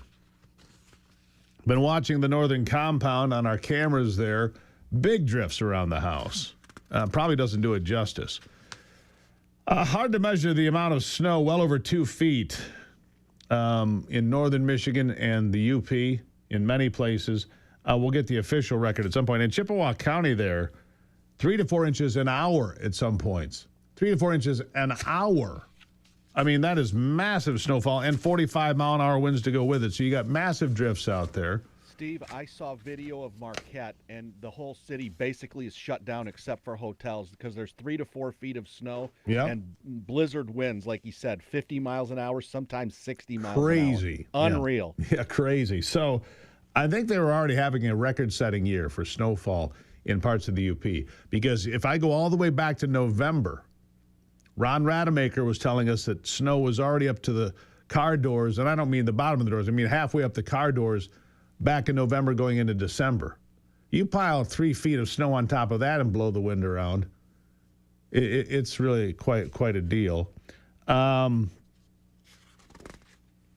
so a big snow, and they got a little bit of ice. 100,000 people were without power roughly somewhere in northern Michigan, south of, Traverse City, but into Cadillac, that area without power. Don't know how they're doing today. We'll try to get an update on it. But here's the real story that I want to tell you about, because I told you this was coming. Why? Because it happens every year. Usually it's ice fishermen, but yesterday, if you go to MichiganNewsSource.com, you can see this most ridiculous video. A guy's out on the snowmobile out near Mackinac Island. It's super windy, as Brock was just saying, and a big chunk of ice that he's on from an ice bridge breaks free. So he's now on a snowmobile on a chunk of ice floating around in the Straits of Mackinac. Thankfully, the Coast Guard was nearby. They had to bring in a whole ship to save this guy, 55-year-old snowmobiler, stranded on an ice floe near Mackinac Island. And so the Mackinac fire official, here's the quote, "Do us a favor, stay off the ice." He's 55 years old. Use your head.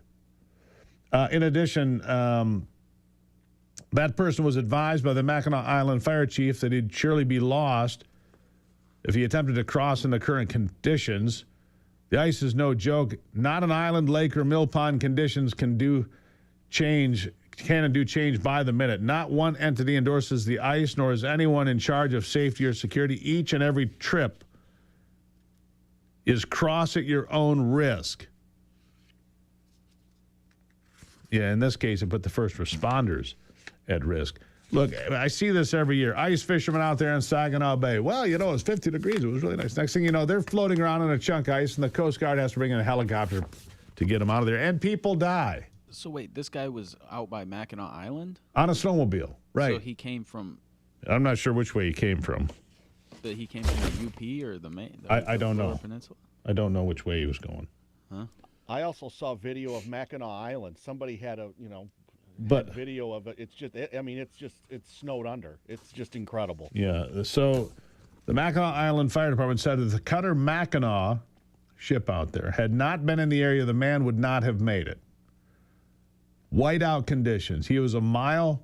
He was on the east side because he was on the Lake Huron side. A mile out on the ice when it broke free. So here he is, him in a snowmobile floating around on a chunk of ice. Look, this is just stupid. I don't know which side he came from. I'm going to assume he came from the lower side, but I'm not sure of that, Anthony, to be honest. You think he got fined? Usually they send you a bill.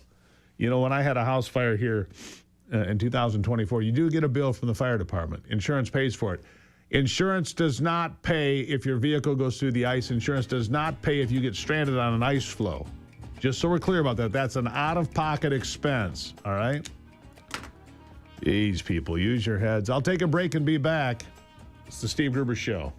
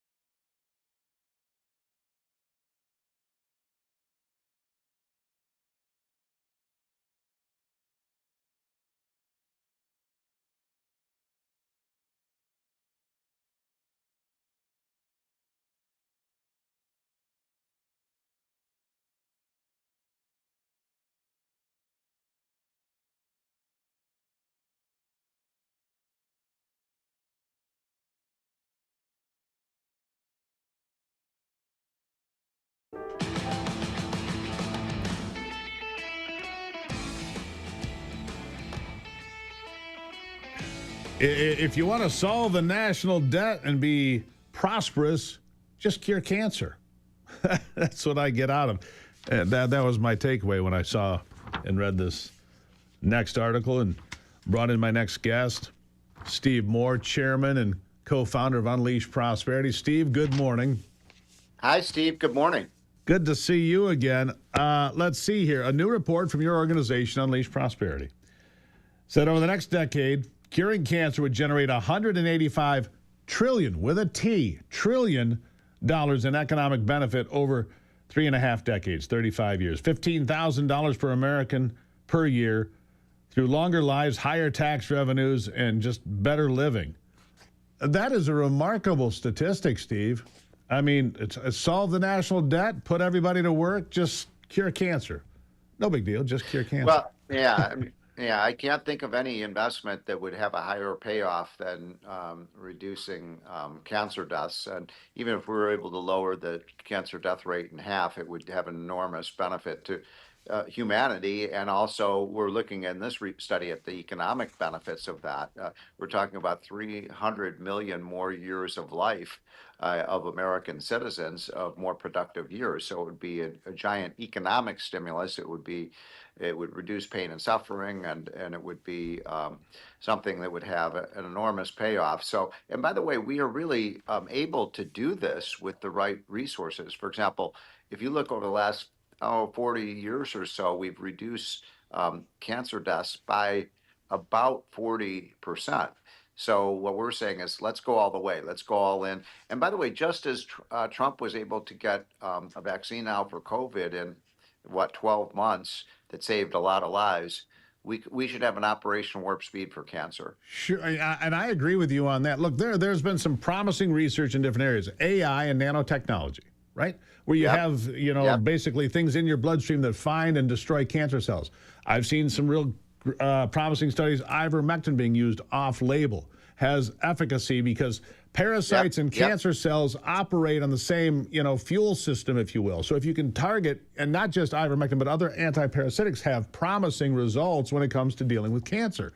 Apparently, we've known that since 1951. That came out just last week with some released documents. So there is some real promising research going on, isn't there?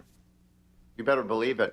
And one of the villains in Washington right now, Steve, is the federal FDA, the Federal Drug Administration, Food and Drug Administration.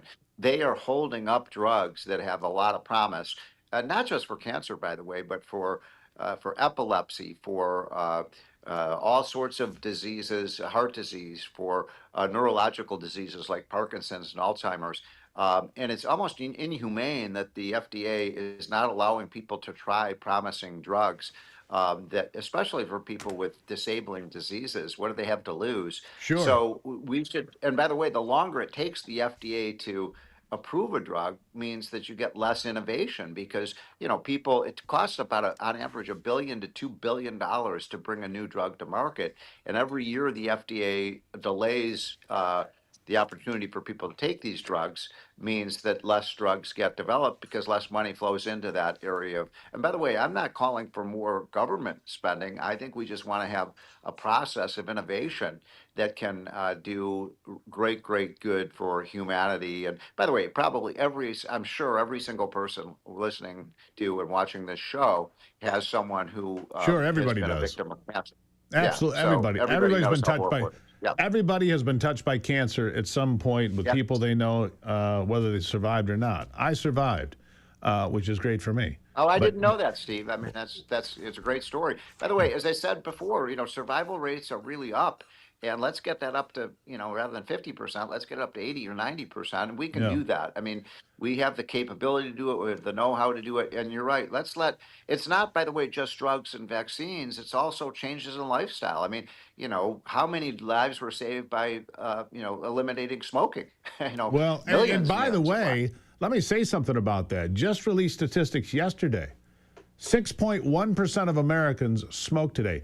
When I was born, the rate was 21%. I mean, that is a remarkable leap forward. 6.1%, 6 in 100 still smoke. I used to be a smoker 30 years ago, right? I quit something like 30 years ago. My parents' generation, it was probably closer to 50%. It might have been. Smoking. I mean, it was right a out of World War to II. be smoking. Yeah, right but out of also World War things II, like, everybody smoked.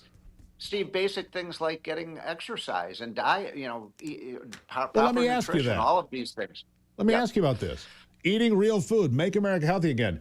You may not, people might have disagreements with Robert F. Kennedy Jr., but changing the food pyramid, getting rid of all this highly processed food, that is a good step forward too, isn't it?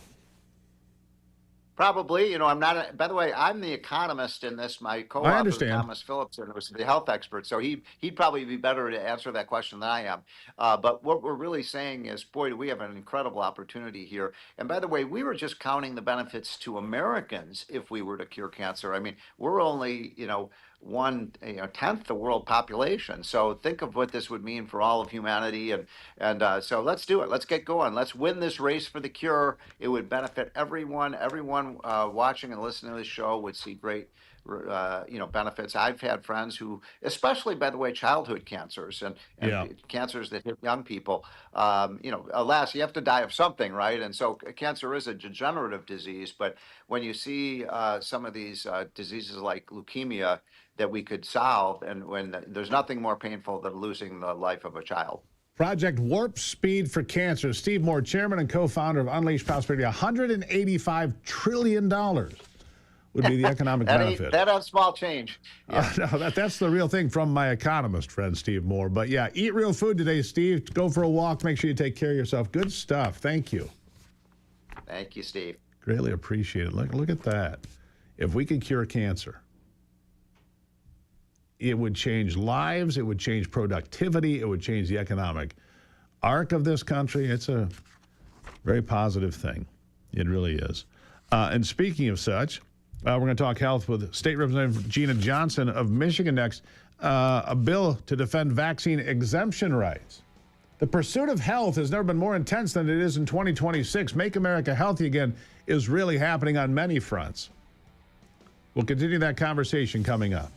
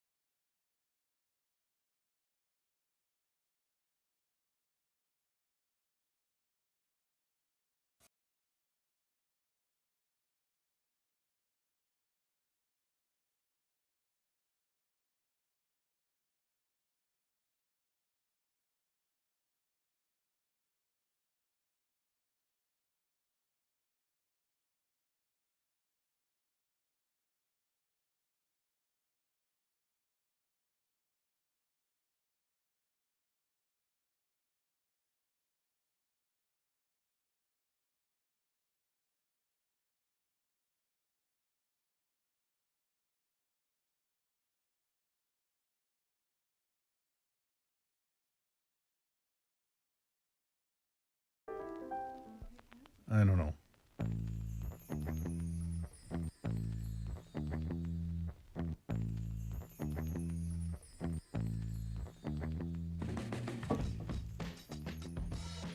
Did I mention that Ivy hates bears? She's not a fan. I mean, she likes to see them on, videos and so forth, but in person, not a fan. So she'll love this story. A California woman injured by a bear while walking her dog near Monrovia. Incident happened over the weekend. Police say the woman was walking her dog near the foothills of Monrovia when she was approached by the bear. During the encounter, the animal swiped its claw, made contact with the back of the woman's knee. Pretty serious injuries, but not life-threatening. She's taken to a local hospital. She is expected to recover. Bear sightings not uncommon this time of the year. Why? Because they're coming out of hibernation. Maybe not after the blizzard in northern Michigan. They're still hiding for a couple more weeks, but they'll make their way out of the den all over the country. Black bears, and yes, grizzly bears too, making their way out. So there's also another nearby incident in Claremont. Bear encounters. These are not Yogi the Bear. All right? This is, hello, boo-boo. let's go get ourselves some picnic baskets. That's not what this is. This is serious stuff. So do not feed the bears. That's what I want to say. Do not feed the bears. It's not a good idea. This part of the program, while we're talking health, how about QE Strong, right? Let's talk about your health. Let me tell you about something people keep asking me about, the QE infrared facial mask. This is red and infrared light therapy you can use at home to help support healthier looking skin, boost collagen, soften the appearance of fine lines and wrinkles. Instead of those expensive spa treatments, you just wear the mask for a few minutes a day. It's comfortable, easy to use, and it'll scare the daylights out of the dogs. It fits right into your routine, trust me. It's a great piece of equipment. It's the same mask that Ivy uses, right? People love the results. Skip the costly spa visits. Go to QEstrong.com. Use the promo code Gruber. You're going to get the mask for under $200. Hard to believe. QEstrong.com, promo code Gruber. An infrared mask. Use it for a few minutes a day. You're going to love the way this works. It's high-tech and low cost, less than $200. QEstrong.com, QEstrong.com. Promo code is Gruber. Ivy's not too far away in our future, but first we continue talking about your health straight ahead on the Steve Gruber Show.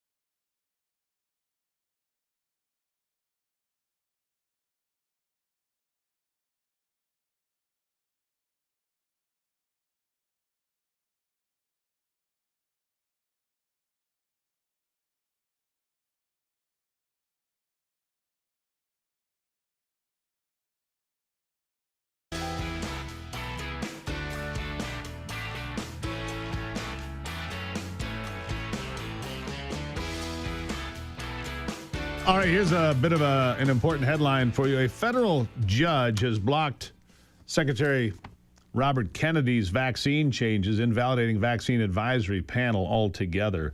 U.S. District Judge Brian Murphy, a Biden appointee, of course, granted a motion by the American Academy of Pediatrics for a preliminary injunction against the reduced childhood immunization schedule, along with remaking of the Advisory Committee on Immunization Practices for the Centers for Disease Control. Look, here's a judge who has repeatedly blocked Trump administration initiatives like this one. He'll lose in the end, but I thought you should know that judges think they should decide what childhood vaccines people get. And speaking of that, I have Michigan State Representative Gina Johnson joining me from the Michigan House of Representatives. She's in the 78th District. She has introduced legislation to ensure state agencies cannot impose new or expanded requirements on parents seeking vaccine exemptions altogether for their kids. Gina, welcome back to the program. Thank you. Always good to be here. Yeah, so the judge meddling in federal vaccine, directives and so forth. Here in Michigan, you want parents to decide what injections their kids get. Let's talk about that. Tell me about the bill. Well, these are two bills to reinforce that the parents' exemptions, when they sign a waiver for their child to go to school without a certain vaccine schedule, some of them have it delayed, spread out, or not at all, that stands. And we honestly should not need another law to substantiate the law. But here's where we are. We've got so many crazies on the left who want to be in charge of all of our children, and they want the government to be the parent instead of the parent being the parent. Yeah. You got to get back to the basics. Yeah, we do have to get back to basics. I agree with you on that. So they are House Bill 5634 and 5635. Now, you say Michigan clearly allows for physician-certified medical exemptions and written religious or philosophical objections submitted by a parent or guardian. And these protections are already in the law, and yet you feel like we have to go farther because of the people, like you say, that think they should decide for all of us what vaccine I get, what vaccine you get, our kids get, all of it. Remember, it takes me back, flashbacks to COVID. You must do this or you will not be allowed to go to work or to school or serve in the military. That's all bunk. And I think that you're on the right path. Any bipartisan support here, or are the Republicans on their own? For now, the Republicans are on their own. I know there's some Democrats that agree with this because increasingly they've seen the fallout from bad vaccines. So it's just going to be a matter of whether they can give themselves the permission to think on their own, to vote on their own, or be the leader and have more Democrats join them, or are they going to go along party line? Why in the world is medicine along party line? Why is healthcare along party? You got to ask yourself the question, what in the world is a left-wing party doing controlling people through healthcare? Well, I don't know. Why did we close the home and garden section during COVID? Why did we tell people they weren't allowed to go to their second home? Why did we tell people they couldn't use their boats? I don't know, Gina. I got a lot of questions, not a lot of answers, but the blowback over COVID seems to be building over time. We've seen it. They did their trial run, their test run. It failed. And I will guarantee you, none of us, at least most of us, will never go along with that kind of stuff again. And that's why I think your bill has a very good chance of making it through. We'll see. If Democrats block this, it's on them. Look, parents have the right to be parents. That's been proven time and time again, even by radical judges and activist organizations. They have been set back in their seat time and time again. I think they will be again. Your thoughts? Absolutely. And this is an election year. So not only do you and I encourage people to get out and vote, and of course vote Republican, but Democrats, you're put on notice. If you want to go down with the sinking Titanic on this type of an issue, then you just keep it up. You keep up the bullying our parents in education, in medical field, and you keep telling us that the government's in charge of everybody, and you're going down on the Titanic this time. We're winning everything, because that's a really dumb policy. Yeah, bureaucracy, these agencies that have, it might not be the law, but these agencies were given so much power at the federal level, even at the state level, to dictate to people. Even though it might not have been supported by the legislature, by our representatives, they believe they have the right to issue these vaccine mandates, again, to close the home and garden center, whatever it is, right? Because they've been given too much power, and these agencies act as de facto laws. These are not laws. This has not been agreed to by the people. This was not voted for by the people. That's where I come down, and I think you're on the right track. Go ahead. Yeah, and because of, excuse me, with COVID, they said, oh, yeah, it's the law, but we have certain situations where we have to override the law. And the pandemic and a state of emergency, blah, blah, blah. This is why we actually need to put these laws, it's 56, 34, and 35, along with Rep. Steele, back before the legislature to pass through. There are no exceptions. A waiver is a waiver. An exemption given a law-abiding citizen filling out a waiver form and having an exception, that stands, period. There's no exceptions to that exemption. What is the process here? I mean, there's always a process. You think you might get a couple of Democrats. I think, to me, it's so cut and dried. Parents can decide, and at the federal level, RFK Jr. had reduced the schedule to about 10 vaccinations from something like 79 injections. Right. I mean, come on. Who would think 79 injections is a good idea? No, sir. Well, and no other place on the face of the earth does this many vaccinations. Europe doesn't even want our vaccinations. I mean, we should have known this for a while. We are an outlier given the entire globe. Why? I'll tell you why. More lobbyists for the pharmaceutical industry than any other industry in Washington. More lobbyists for the pharmacy. The big pharma, the industry, is the number one supporter of broadcast and social media.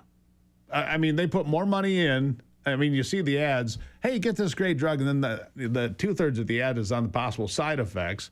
How it's going to mess you up and you're going to be wrecked. We shouldn't allow that either.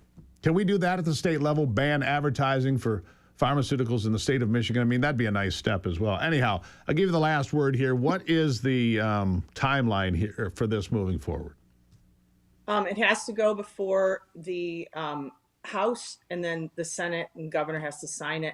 If we can convince enough Democrats to lobby the governor to sign this, we have a chance. Otherwise, you know how this goes. She's been extremely radical. She's the biggest part of the problem in this state, with bearing down against parents taking charge of their own children. Sure. And us just going to home and garden and shopping and painting when we need to. And so it's maybe gonna like it. Maybe Governor Whitmer, who clearly will run for president because that's her only next step, maybe she'll see this as a way to atone for her terrible policies during COVID, sign this and say, well, I'm doing the right thing. I don't know. But maybe your timing is good, Gina. We'll have to wait and see. Thank you for being here. Thank you. Really appreciate it. There you have it. Gina Johnson, doing the right thing for parents and for us, really. Coming up after the break, Ivy will be here. You never want to miss that. It is the Steve Gruber Show.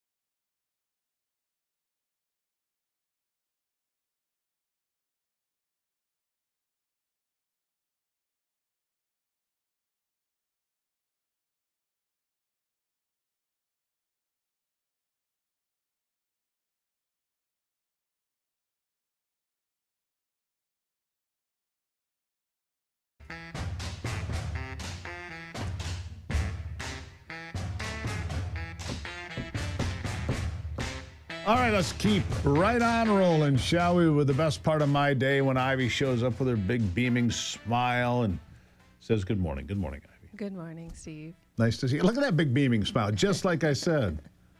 You know. Just to brighten your day, my dear. No fashion glasses today? What's up? No fashion glasses today. Nope. I mean, I can see fairly well, just, I know.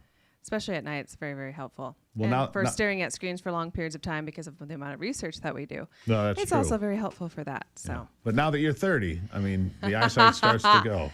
My goodness, thank you for that. So interesting.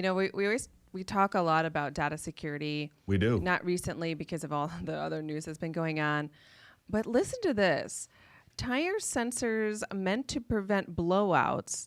All of the new cars these days have these tire sensors and give you all sorts of data about your, inflation and all that stuff on your tires. Sure, we've got that. They may be broadcasting drivers' private routines. What?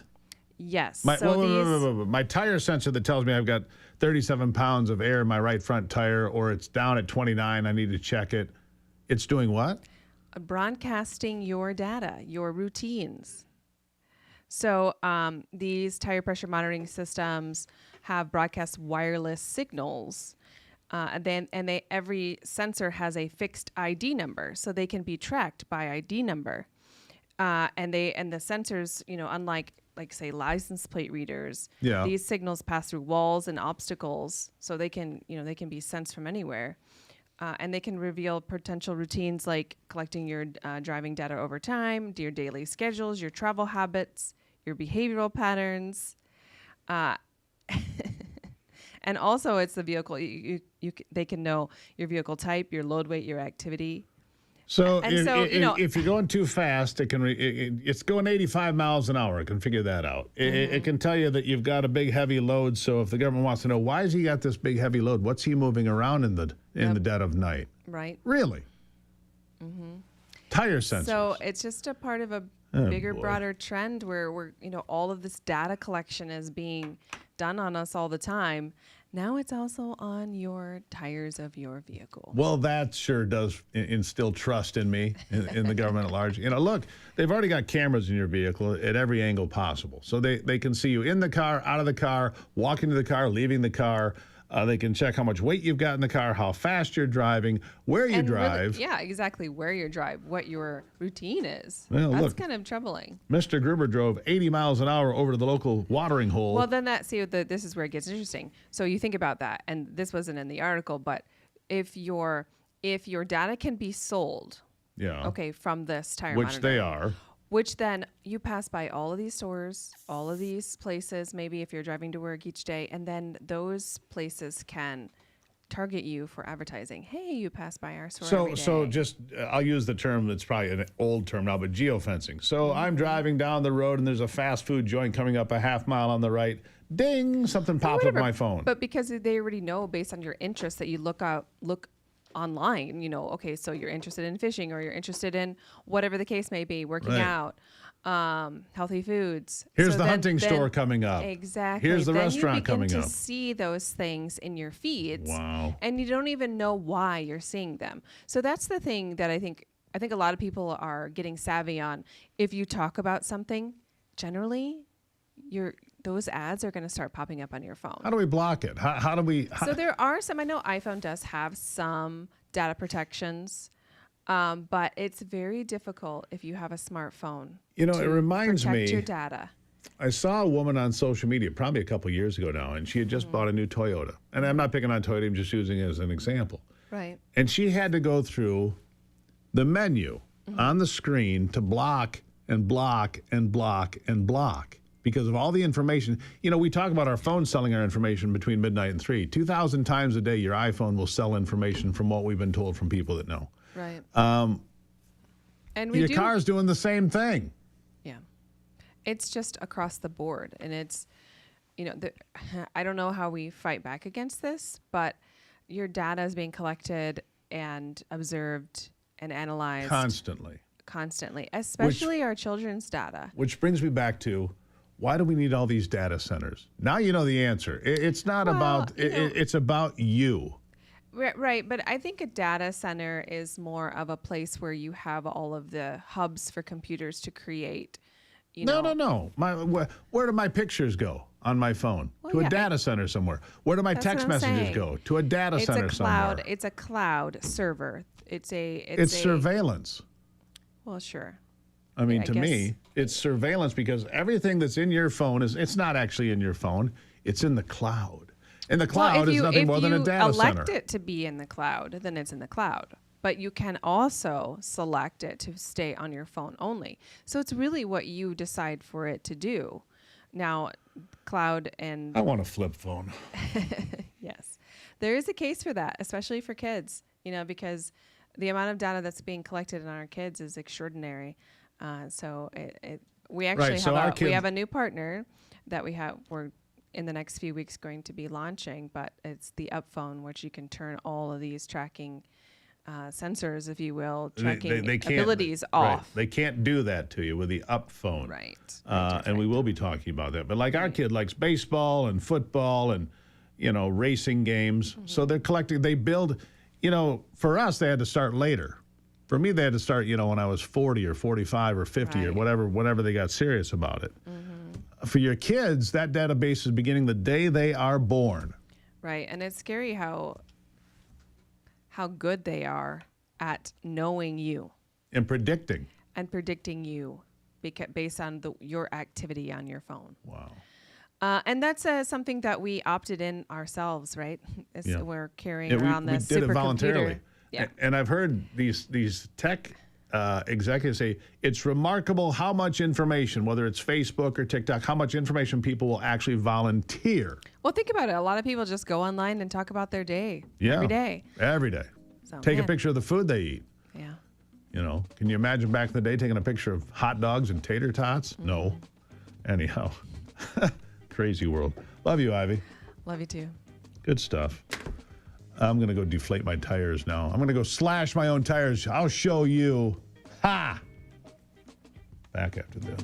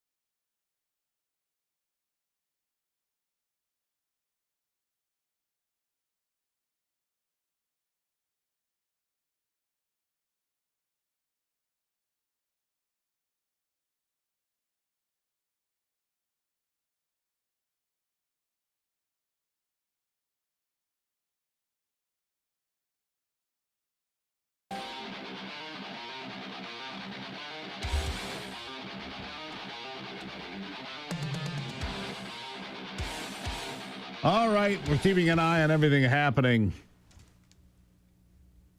here on this St. Patrick's Day. Be careful out there if you're big into St. Patrick's Day. Not really my thing. In the days of old, I used to go out on St. Patrick's Day. I was younger once. Never did like green beer, got to be honest. Don't like Irish music either. I like all kinds of music. Something about Irish music doesn't do it for me. Maybe that's why they sell Jamesons, so much of it, right? Maybe that's why they sell so much of it. What do you got here? All right, here it comes. Hot off the presses. Who is St. Patrick? He lived in the 5th century, born in Roman Britain, but was kidnapped at the age of 16, taken to Ireland as a slave. After several years, he escaped, became a Christian missionary, returned to Ireland and to spread Christianity. Tradition says he died on the 17th of March, which is why this became the date of his feast. The famous story says he drove the snakes out of Ireland.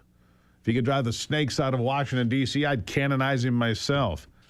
That's great. It became an official church feast in the early 1600s. The modern-day party-like celebration actually grew outside Ireland from Irish immigrants coming into the United States and elsewhere. The first recorded St. Patrick's Day parade, Boston, 1737. Man, you're getting it all here today. This is Ivy's research. The clover, representing the Trinity, the Christian Trinity. Green associated with Ireland, and the shamrock, parades and festivals, music, Irish dancing. And maybe people like Irish music after they have, a whole host of Jamesons. Maybe that's what does it. The green beer and the Jamesons makes you like Irish music. And usually it starts right about the time we kick off March Madness. And by the way, the Chicago River is green today. Of course it is.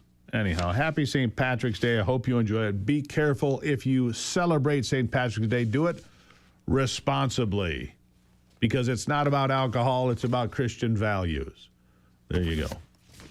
There you go. Fight the good fight and keep the faith. God bless America. I'm Steve Gruber. This is The Steve Gruber Show. And remember, only you can save America.